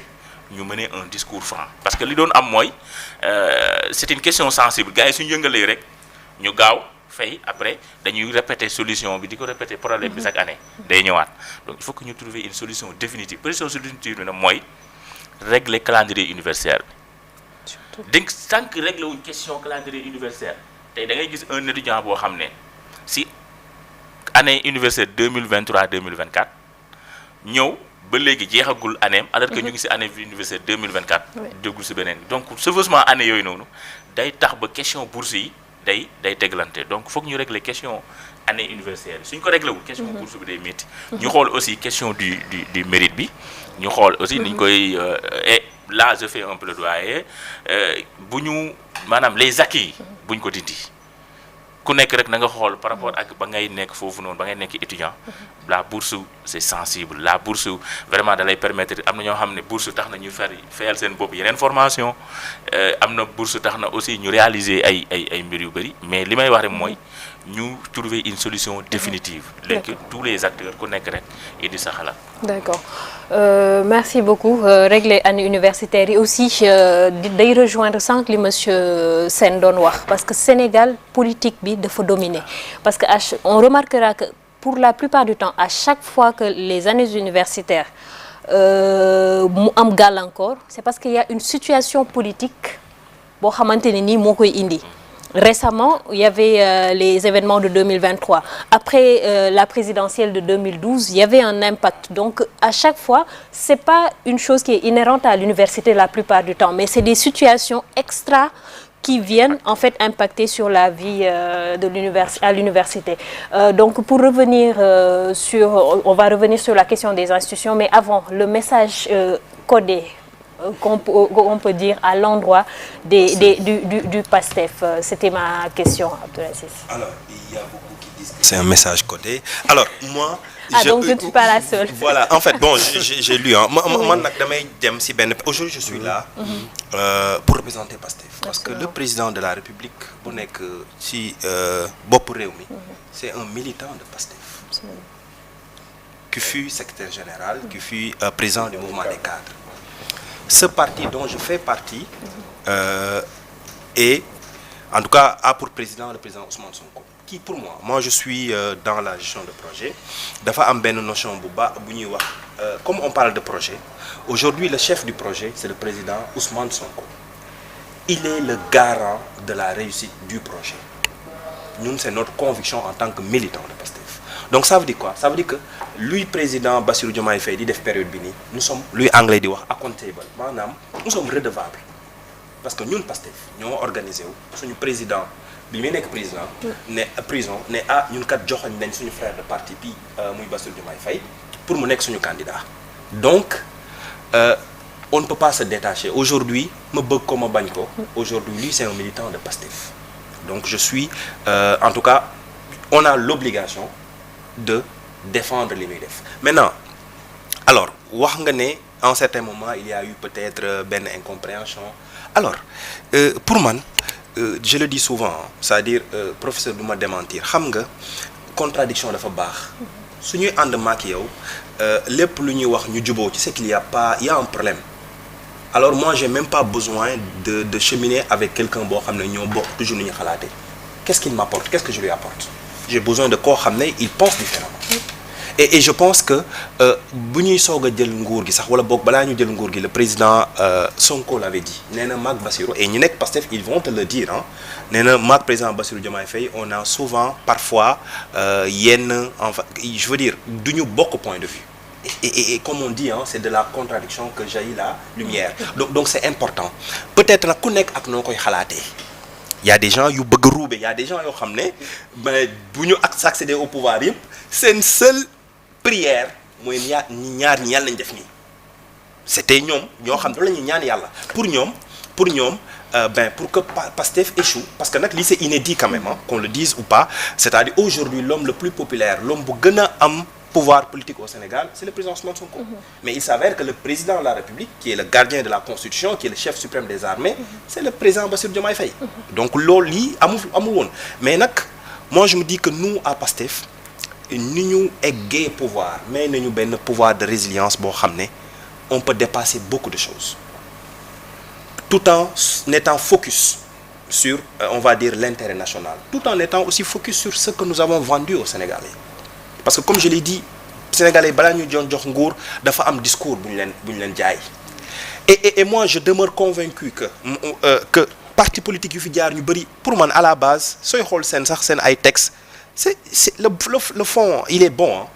Il est très bon c'est-à-dire mais problème bi mooy est-ce qu'ils ont le courage d'aller vers les décisions maa ngi fàttaliku bi may soog a dugg Pastef mos naa bokk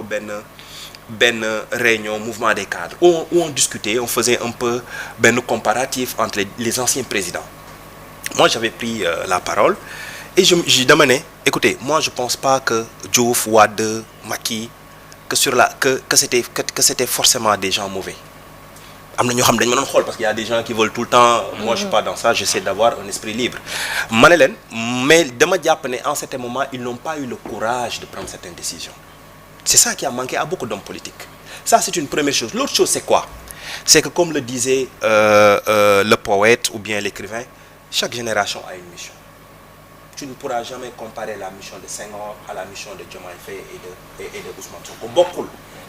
temps yi bokkul xarala yi bokkul est-ce que ñun suñu génération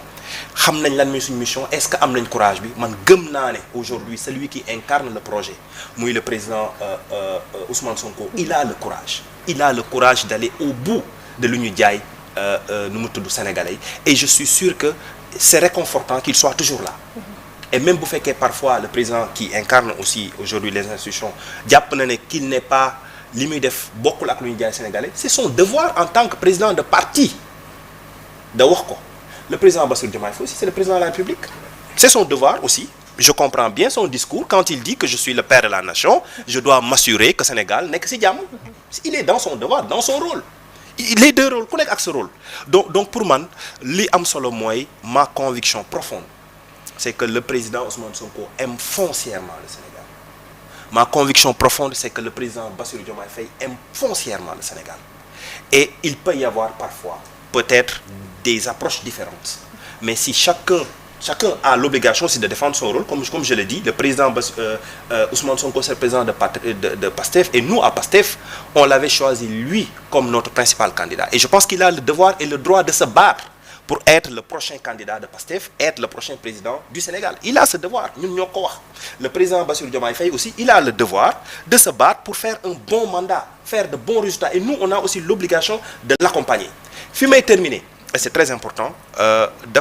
dama fekkee woon benn réunion avec il s'appelle Biram Kholoba moom mooy directeur de boxe mooy bureau de suivi opérationnel des projets quelqu'un que j'admire un jeune ñu ñoo ko jiitu université qu'il a fait bu mu def Sandar mais je l'aime bien parce que moi j'aime les gens pratiques il a une formation en mathématiques et j'aime bien il est très straightforward dama ko dégg mu ne président Ousmane Sonko def na leen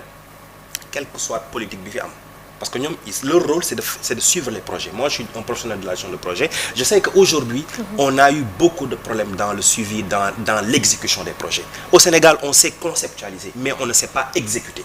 Et ça a été notre plus grand problème. Et ñoom justement seen rôle seen bureau boobu c'est de s'assurer que les projets sont bien exécutés, sont bien suivis, mais surtout d'alerter su fekkee jàpp nañ ne projet bi fi mu ni ñu koy demee baaxul. Dama ko dégg mu ne ci benn rencontre bu ñu defoon avec le PMI qui rassemble un peu les professionnels de la gestion de projet. mu ne président Ousmane Sonko daf ne leen quel que soit yéen projet politique yi fi am discussion politique yéen tout ce que je vous demande c'est d'être focus sur les projets. Yéen faites fi de wax politiciens yi seen wax parce que les politiciens ils feront c'est de la politique hein. Et ça m'a tellement réconforté. Ça m'a réconforté parce que xam naa ne le président Ousmane Sonko il est conscient que il faudrait qu'on exécute, il faudrait qu'on délivre et il a compris qu'il faut tout le temps faire le distinguo entre les débats politiques et l'exécution et le suivi. Et d'ailleurs pour terminer moo ñu jox résultats yi ñu am. C'est vrai qu'il y a eu quelques incompréhensions mais en fin d'année lan lañ la wax on t'a dit que wax nañ ne que wàññi nañ lu bari et donc ça veut dire que malgré ces différences de vision politique on continue toujours à délivrer. Donc loolu daal laa bëgg wax nit ñi pour dire que PASTEF c'est une famille. Le président Ousmane Sonko c'est le président de notre parti, c'est le garant de la réussite du projet et je pense qu'il est conscient de cela et il joue pleinement son rôle. D'accord. Alors sans hésiter je vais passer la parole à Madame Paye. Aujourd'hui yow ban lecture nga ci am? Ça c'est la lecture du militant de PASTEF. Yow en tant que militant d'un autre parti, principalement de l'opposition, ban lecture nga am ci message bi nga xamante ne ni président Bassirou Diomaye Faye en tout cas message bi ñu sous-entendre ne moom mu ngi ko jagleel ay ñi mu bokkal parti. waaw gëw ma ne sax ñi mu bokkal parti la ko jagleel. dama gëm ne sénégalais yi la doon waxal. la leen waxal ne la leen xamal ne li ngeen ma dénk maa ngi ko téye te dinaa ko doxal ni ma ko war a doxalee ci justice ci intérêt Sénégal ci li ma war a fi ma war a yóbbu Sénégal dinaa ko taxawee ba mu mat sëkk ci indi jàmm ci Sénégal dinaa ko taxawee ba mu mat sëkk loolu waxu ko militant yi waa Sénégal la janool wax leen ko Sénégalais yi la ko waxal parce que c'est un discours à la nation. Absolument. Donc moom ci li mu wax mu ne le projet c'est le président Ousmane Sonko qui le porte. Le projet c'est politique. Diomaye a un statut de chef d'État qui gouverne une nation. Deux positions différentes. Le projet politique de PASTEF et le projet de gouvernance, le programme de gouvernance du président Diomaye. On a vu le programme à l'horizon 2050. Donc le projet est issu du programme. Tout projet est issu d'un programme. Donc, on a un programme de gouvernance à l'horizon 2050 qui est là et qui doit faire marcher ce pays. Donc, nous attendons les résultats en 2026, comme l'a annoncé le président Diomaye. Donc,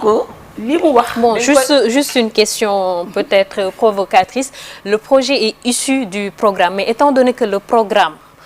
est arrivé après le projet, est-ce que le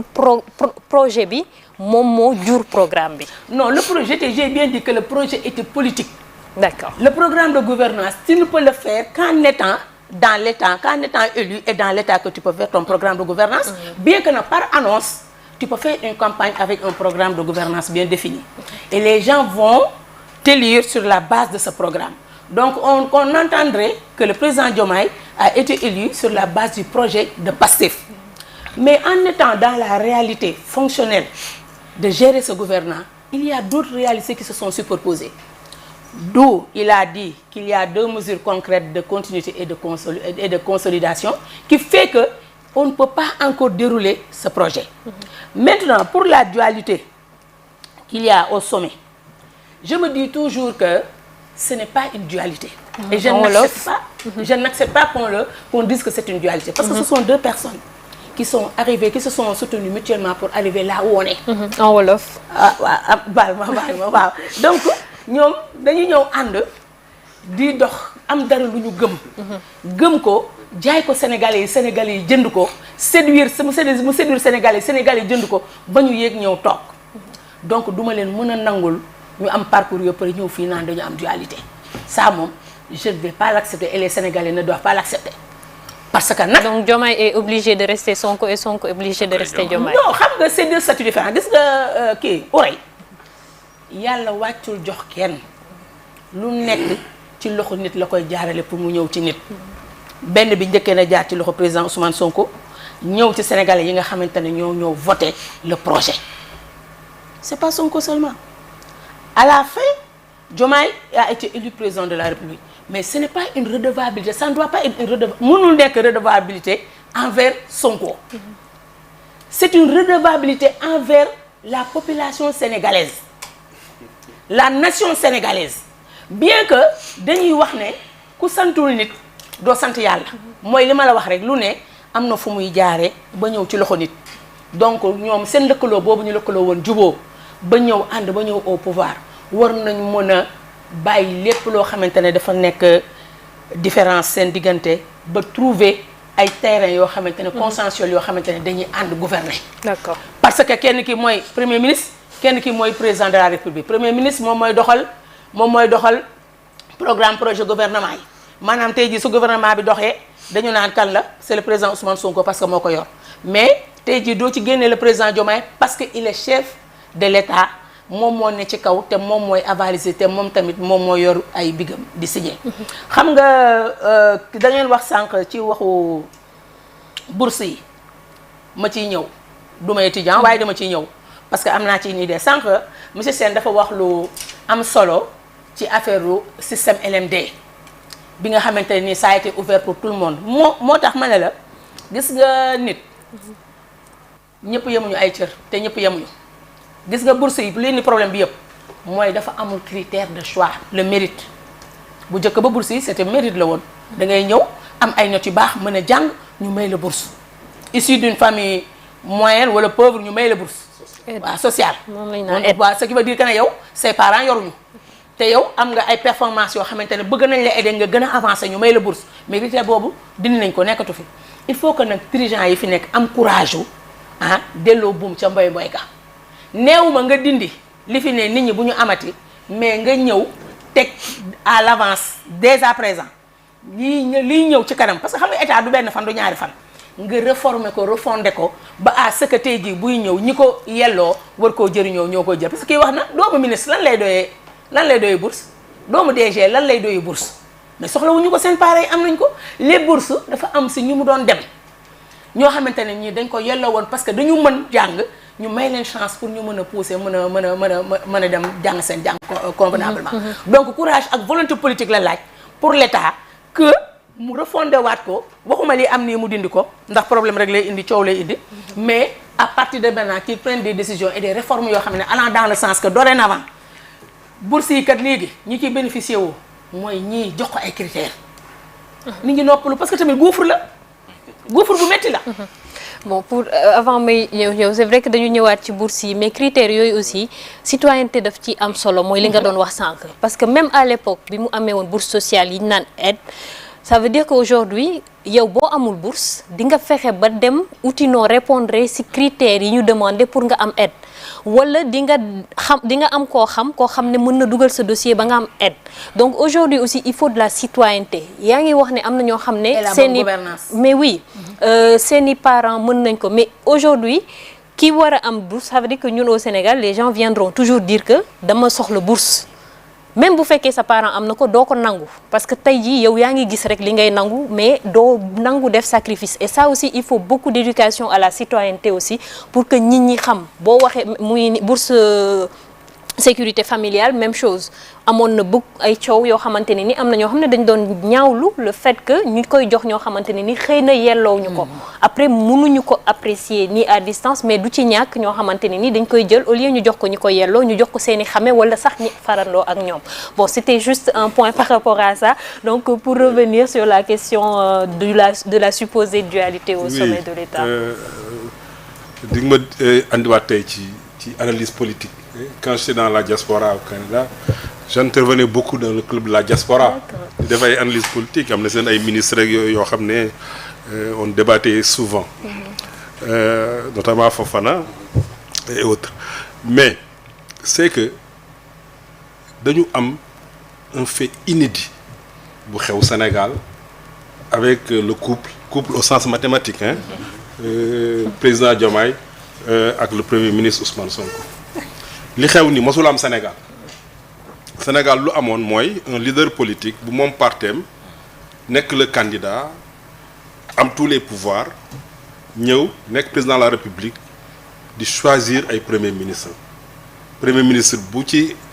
joxewu résultat wala bu problème amee sax ñu teg la def la ñu considérer la comme fusible nga dem sa yoon mais fii c'est inversé te dafa am importance comme il l'a expliqué mon cher ami Zoumarou. Mais le projet, le candidat, c'était le premier ministre Ousmane Sonko. Il a fallu peut-être un galgal sur le plan politique. En tout cas, une situation que le président Macky Sall ou l'ancien régime a mis en place, avec toutes les situations qui se sont passées. Finalement, le candidat qui a été élu et qui est détenteur du suffrage universel, c'est le président Bassirou Diomaye Faye. Ils ont choisi le président Ousmane Sonko. Et là, damay def une analyse à 3 niveaux qui sont en relation. D'abord au niveau familial, amical. Ñun ñëpp gis nañ. Y a rien à dire. Xamante nañ ay mag ak rakk lañ, tuddante nañ ay doom ba président sax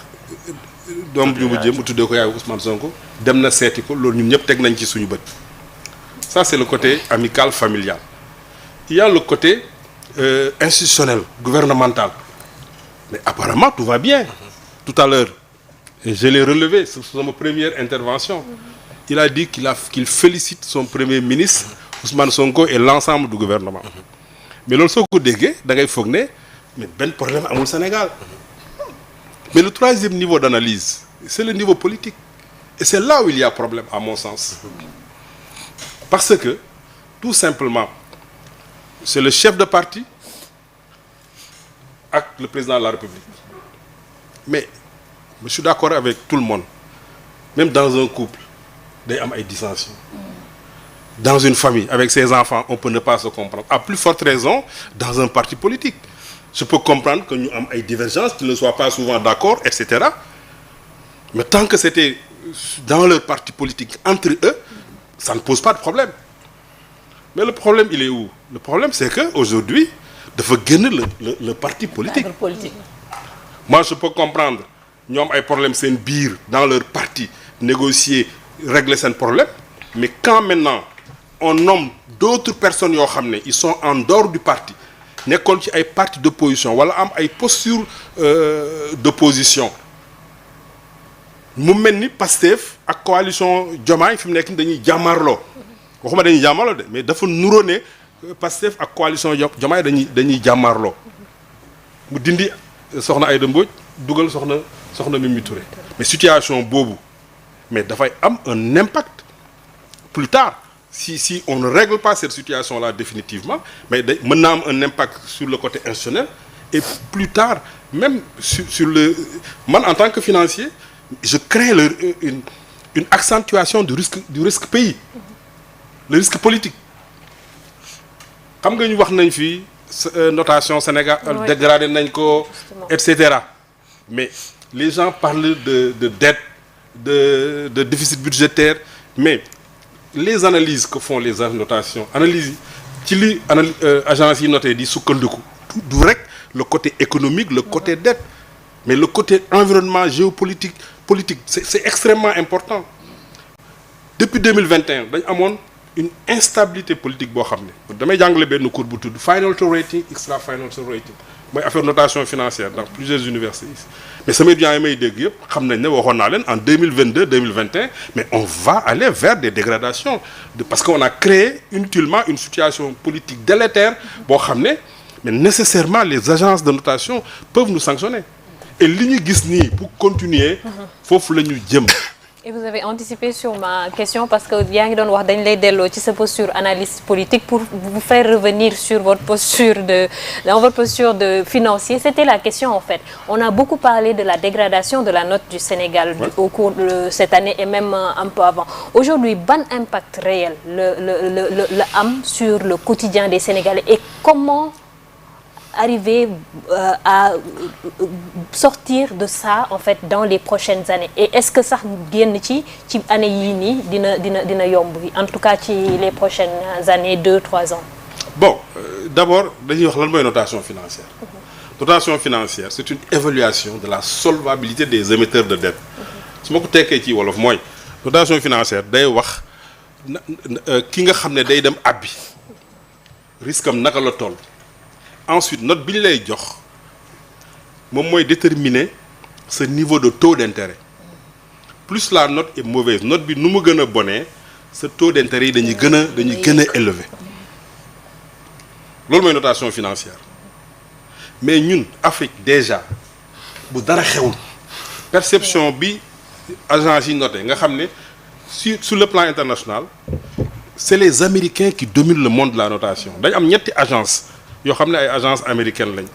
muy Moody's Standard & Poor's and Fitch ñoom ñett kese presque 95% du marché de la notation ci seen loxo la nekk. La réglementation des agences ak li leen tënk yëpp Amérique la nekk ñun dañuy subir rek te ñoom déjà dañu am benn perception ci Afrique que ne on est risqué boo xoolee notation dafa am ñaari catégorie dafa am li ñuy wax catégorie investment grade ak speculative grade investment grade mooy bu baax bi mi commencé triple A ba ñëw triple B loolu presque benn pays africain bokk ci bi may mujjee xool Afrique du Sud ak Botswana bi ñu doon footballal nii ñoo ci bokkoon bi ma xoolaatee defe naa même Afrique du Sud dégradé nañ ko ba Botswana moom moo ci des ñooñu seen taux d'intérêt yi mooy gën a tuuti di nga am 0 et quelques pour cent ba 1% 2% au maximum ñeneen ñi li ñuy wax speculative grades mooy ñi nga xam ne seen taux d'intérêt yi mooy gën a élevé ñun nag foofu lañ mas a bokk même avant ñuy dégradé foofu lañ bokkoon am ay taux d'intérêt yu xaw a élevé ay 6,5% et cetera donc bi ñëwee ñu dégradé ñu au niveau local ba léegi amagul impact parce que on emprunte toujours ñu ngi leb ak presque à peu près les mêmes taux yi dem de à peu près 6 à 7%. Mais là où ça va avoir un impact moom mooy au niveau du marché financier international parce que Sénégal tàmmoon na aussi dem di lever ji ay fonds sur le marché financier international li ñuy wax ay eurobonds et là eurobonds yi ñun demoon nañ ba benn instant ñu leb ay 4% ay 5% ñu delluwaat ba yegg si ay 6,75 fi mu nekk nii bés bu ñu bëggaatoon dem ci ak situation yu ñuy vivre ak dégradation yi xëy na mën nañ delluwaat ay 9% comme ay taux d'intérêt maintenant concrètement loolu ban njeexital la am ci mais li ñuy suñu économie finance ko day métti boo jëlee pays yi am triple A ay Allemagne par exemple mais ñoom seen taux d'intérêt yi c'est 1%. ñun sur le même marché on va aller emprunter à 8%. Ça veut dire que bu ñu amoon 1% comme Allemagne mën nañu bu ñu bëggee leb montant bi ñuy leb ak 8% bu fekkoon ne 1% dañuy am 8 fois plus donc loolu mooy impact yi te nag notation bi comme li ma la ko waxee nii du sukkandiku uniquement ci affaire économie kese maanaam ay affaire dette ay taux de croissance ay le chômage et cetera le risque politique également est pris en compte c'est-à-dire dañuy analyser l'environnement géopolitique l'environnement politique et cetera et au Sénégal loolu souvent daf ñu désavantager même quand il ne se passe rien le débat politique au Sénégal est très virulent au point que nit ñi dañuy les gens hésitent aujourd'hui situation de dualité bii ngay sous-entendre nii bu fekkee ne réglé wuñ ko définitivement mën na am impact les investisseurs vont attendre parce qu'on ne sait pas de quoi demain sera fait donc c'est pourquoi vraiment c'est une question qu'il faut prendre au sérieux et c'est une question qu'il faut régler li ñu arranger mooy ça c'est mon point de vue personnel mais qu'on retourne au ticket on nous avait vendu président Sonko président Diomaye que loolu continue mais au moment où nous sommes en train de parler rien ne nous assure que ça va continuer même si sur le plan amical familial sur le plan institutionnel gisuñu dara mais l'exaspération des différents politiques kenn xamul fan la ñu mën a yóbbu. Alors pour le dernier tour de table damay rester ak yow pour vous demander pour yow lan mooy les priorités à court terme parce qu'on sait que à long terme il y a beaucoup à faire mais pour le moment li urgent en tout cas ñu espérer ñu mën ko régler en 2026. Bon à court terme ça va être difficile selon moi parce que du ma contredire sama bopp. parce que sànq nee naa la situation yi ñuy vivre nii. nit ñi il faut que ñu am patience. On ne peut pas il est spécialiste de projet moi aussi j'en suis je viens de terminer benn cours sur maîtrise des risques projet et cetera. projet mënuloo ko implémenter tey. suba mu jox la les résultats escomptés. Tout à fait. Maintenant comme ni ñu koy defee nii essayer d'alléger un peu le panier de la ménagère c'est-à-dire jël ay mesures yoo xam ne wàññi yi ñuy def nii c'est bienvenu mais accentuer également sur la bonne gouvernance moi sama conviction li ma gëm te waxuma ko pour accuser kenn wala pour qui c'est que on a fondamentalement dañu am problème de bonne gouvernance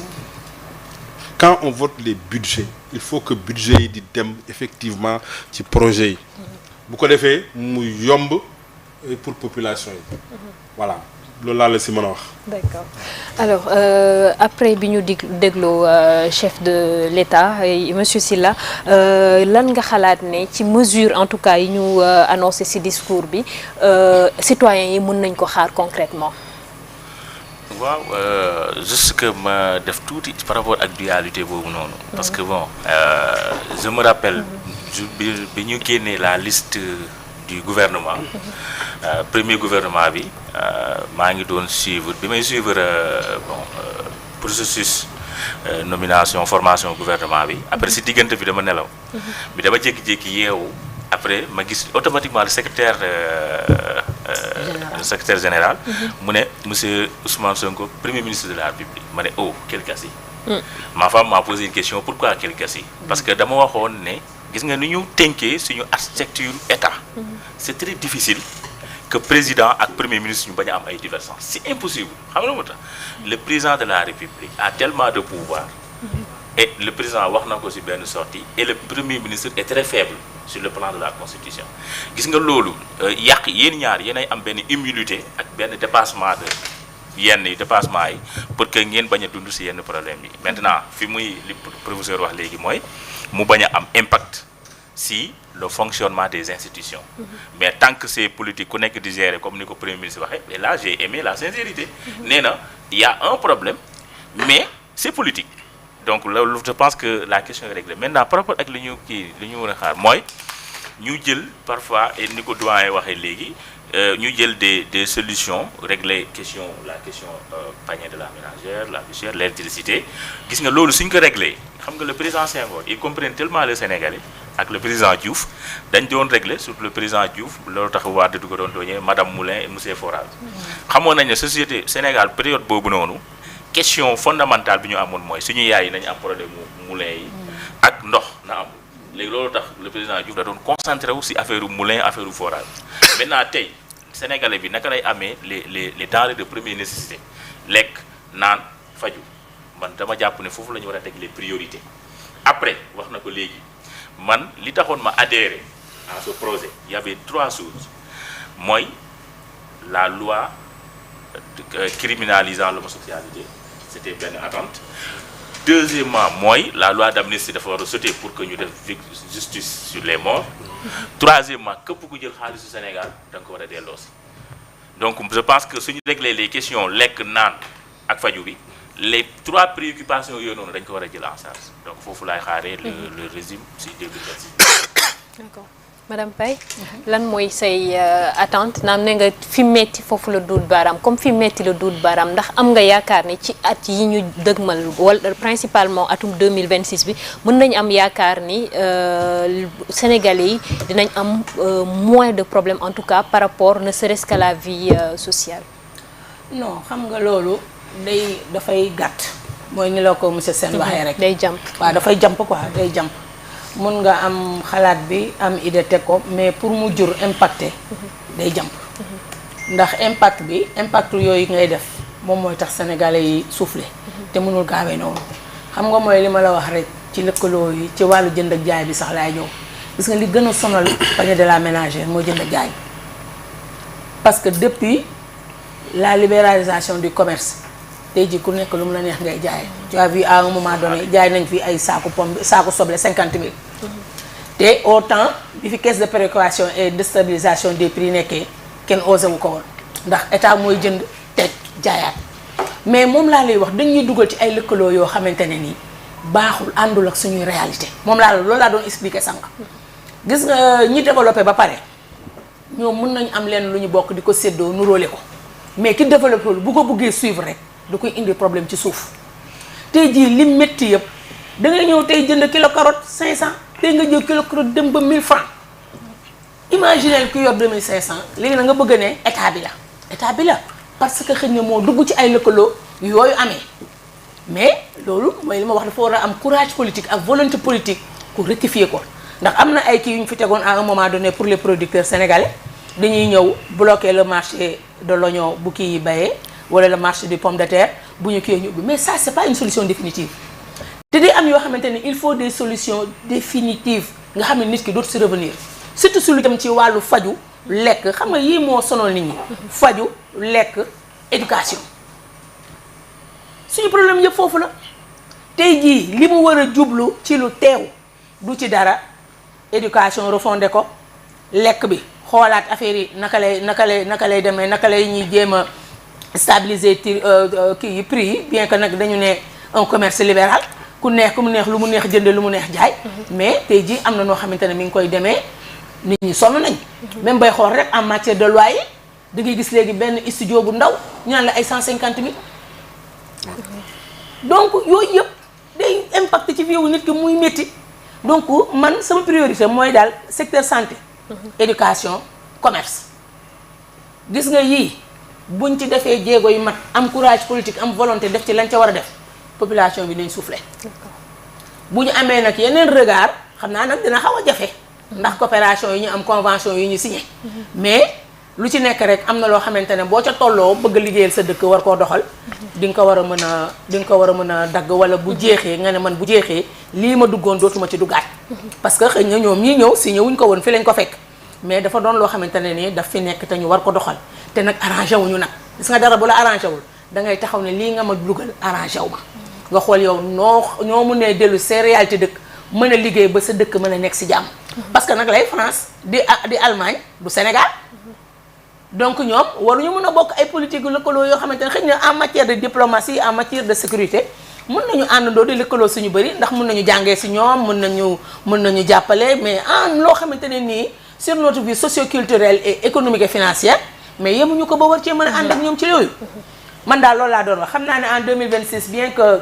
le président am na yéene wax na déglu nañ ko mais ce sera très difficile pour mu yomb ci Sénégalais yi ndax dafa am ay réformes en profondeur yoo xamante ne da ko war a def ci secteur santé def ko ci secteur éducation def ko tamit ci commerce pour nit ñi mën a souffler mën a nekk ci jàmm. réforme yooyu sax am na yum ci annoncé bokk na ci réforme politique yi li nga xamante ne nii mooy révision par rapport ak jotuñu ko wax mais mu ngi joxe ay délai ne fii ak premier semestre 2026 bi dinañ ko jébbal assemblée nationale peut-être foofu lay joxe kàddu gi monsieur Zoumarou pour moom it au-delà de ça mu tënkal ñu rek yan espérance la ñu mën a am après ce discours là pour l'année 2026. alors comme nu ko ñëpp waxee suñu réew yi nag wax dëgg yàlla je veux dire lépp priorité la ñu ngi ci yoon bi man damay wax secteur yoo xam ne peut-être moom laa gën a maîtriser ak yoo xam ne jàpp naa ne xëy na laajul xaalis bu bari premier secteur bi moom laaj na xaalis mais je pense ñu ngi ci yoon bi muy agriculture nit ñi foog ñu lekk ak naan am nañ suuf am nañ ndox il faut qu'on s'organise je pense que ñu ngi ci yoon bi maintenant peut-être li ñu produire booy xool ci année bi doy na il faut juste que ñu gérer naka lañ koy mën a conserver. Je pense que le ministre Mabouba Diagne, qui est un mathématicien de formation, moi j'adore les mathématiciens parce que je trouve qu'ils sont très pragmatiques et je pense qu'il est sur la bonne voie avec le secteur d'État Alphaba qui est de Guédiawaye que je salue. Je pense que Bounini Amélie, parce que même Wurbi, quand les gens mangent bien, mangent correctement, ils impactent sur la santé. Donc, dans la santé, nous avons mais les deux secteurs, on peut faire vraiment des bons rapidement. Moi, entrepreneuriat, jeunes. Parce que jeunes yi amuñu liggéey mais il faut que ñu jàppaleen dans l'entrepreneuriat man li ma gis mooy aujourd'hui il y a beaucoup d'efforts maa ngi gis léegi ci bigu docteur ñu bind DER des structures comme la DER je veux que aujourd'hui jeunes yi c'est-à-dire il faut que financement yi moom impact. c'est-à-dire boo jëlee jeune boo xam ne da nga koy mu am un projet de je sais pas 5 millions nga jox ko 1 million mais il va manger l'argent. du am benn impact et ils n'ont même pas besoin de cet argent-là je veux dire doo leen ko jox en liquide. il faut les accompagner ñoom ay projets structurants nga accompagner leen dès le début naka la ñuy idéaliser projet bi naka la ñu koy exécuter ñoom soxluñu sax ressources mais tu les accompagnes. pour man aujourd'hui on peut aller vers ça mais il faudrait que ñu rompre ak pratique yoo xam ne chaque année dañuy wax président ak premier ministre on a dépassé X milliards dans le financement mais c'est quoi l'impact? Quelles sont les entreprises qui ont été créées? ban jeune nga jógee A yóbbu ko Z? moi je veux que président ñu yore DER ak ñu yore structure yooyu ñu ñëw ne président voici la base de données de tous les jeunes qui ont été financés aujourd'hui ils sont indépendants le président qu'il puisse dire je peux appeler au hasard n'importe quel jeune pour voir est-ce que financement bu ñu ko jox jóge na A dem B beneen boo xam ne jàpp naa ne mën nañ ci gën a gaaw et je sais que notre ministre de tutelle le ministre Sall mi ngi ciy góorgóorlu mooy la digitalisation alors la digitalisation laajul je sais que ñu ci yoon bi en tout cas moi je le répète kenn du ma gëmloo je suis dans le secteur xam naa mais on pourra jamais me dire que dafa laaj temps bu bëri des pays comme le Bénin aujourd'hui dama doon wax sama benn ancien collègue il est actuellement au Canada mu ne ma regarde j'ai récemment sama casier judiciaire à partir du Canada je l'ai eu rapidement mais le Sénégal on a les ressources on a les talents on a les structures il faut faire dañu war a gëm les structures locales yi fa nekk ni déjà tu crées du business pour eux et tu leur donnes des deadlines yoo xam ne et on leur dit que sur moi je veux que 2026 que ça soit une année boo xam ne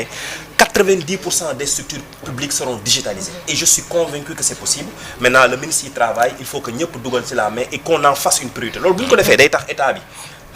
déjà passation des marchés on a dit qu'on a sauvé on a économisé beaucoup d'argent parce qu'on a digitalisé mais ça peut se faire dans beaucoup de secteurs même dans l'éducation on en a parlé aujourd'hui je pense que le président l'a dit et aujourd'hui il veut permettre à plus d'1 million de Sénégalais d'avoir l'internet gratuitement même si je le répète on veut faire appel à un opérateur satellitaire loolu tamit dañ lu ñu war a coytu la les experts aujourd'hui doivent avoir donné un avis pertinent et technique sur aussi l'arrivée de ces opérateurs satellitaires parce que Sénégal nit ñi xarañ nañ il faut pas juste le président c'est vrai qu'il a beaucoup de volonté par rapport à ça mais il faudrait qu'on permette aux experts pour ñu wax président bi c'est quoi les impacts parce qu'il ne s'agit pas aussi de donner l'accès à internet à des gens et que derrière des problèmes de sécurité se posent et que derrière aussi d'autres business ñu daanu donc pour man yooyu daal c'est des choses yoo xam ne où on peut avoir des impacts rapides et qui vont forcément avoir un impact sur le panier de la ménagère sur le vécu des Sénégalais et voilà. merci beaucoup rapidement. waaw bon dafa am lu ma bëggoon doole rek fàtte ko mooy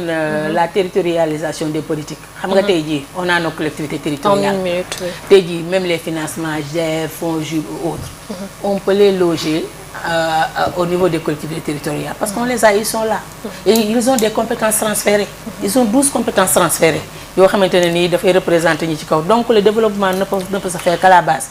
on a les services déconcentrés qui sont là qui accompagnent les collectivités territoriales on a l'État on a les partenariats publics et privés xam nga les partenariats privés donc tout ça ay kii la yoo xamante ni ay jumtukaay yoo xamante ne nii tey jii jëloon secteur état secteur partenariat état secteur privé collectivité locale teg ko pour développer ndax ñoom ñoo dëkkante te ñoom ñoo xam jeune bi dëkk ci benn collectivité bu tey jii bu ko état bu ko collectivité joxee financement mais dinañ ko suivre parce que fa la dëkk dinañ xam lan la ci def ak lu mu ci deful mais boo yéegee ci kaw rek joxe ko kii ñëw rek joxe rek nga jox ko xamoo fu mu nekk xamoo foo koy toppee bu ko neexee sax mu wut kayit ne la fii laa dëkk te fekk dëkku fa tandis que nag ñi xamante bokk fi ñu dëkk même espace boo logé financement bi foofu service déconcentré ba fa nekkal état ñoo toog gérer ko superviser ko defe naa ne dina war a mën a am impact di nga mën a xam tam jeunes yi lañ def ak lañ def tam financement bi fan la dugg fan la duggul loolu laa ci doon bëgg a dolli. merci beaucoup madame Marie-Thérèse Seck madame Paye ñu koy remercier pour cette contribution et encore une fois ça montre que au Sénégal les gens peuvent discuter en toute cordialité et puis di joxe ay propositions quelle que soit sa posture aujourd'hui autour de cette table je pense qu'on a essayé de décortiquer le discours du chef de l'État ku nekk joxe ci sa xalaat mais aussi joxe ay propositions et je pense qu'on en a besoin pour l'avenir de ce pays di remercier donc vivement ñoom ñi nga xamante ne nii d'abord ñoo accepté woon partager ak nous ce plateau pour décortiquer le discours à la nation pour cette année 2025 Madame donc Paye Marie-Thérèse Seck di fàttali ne moom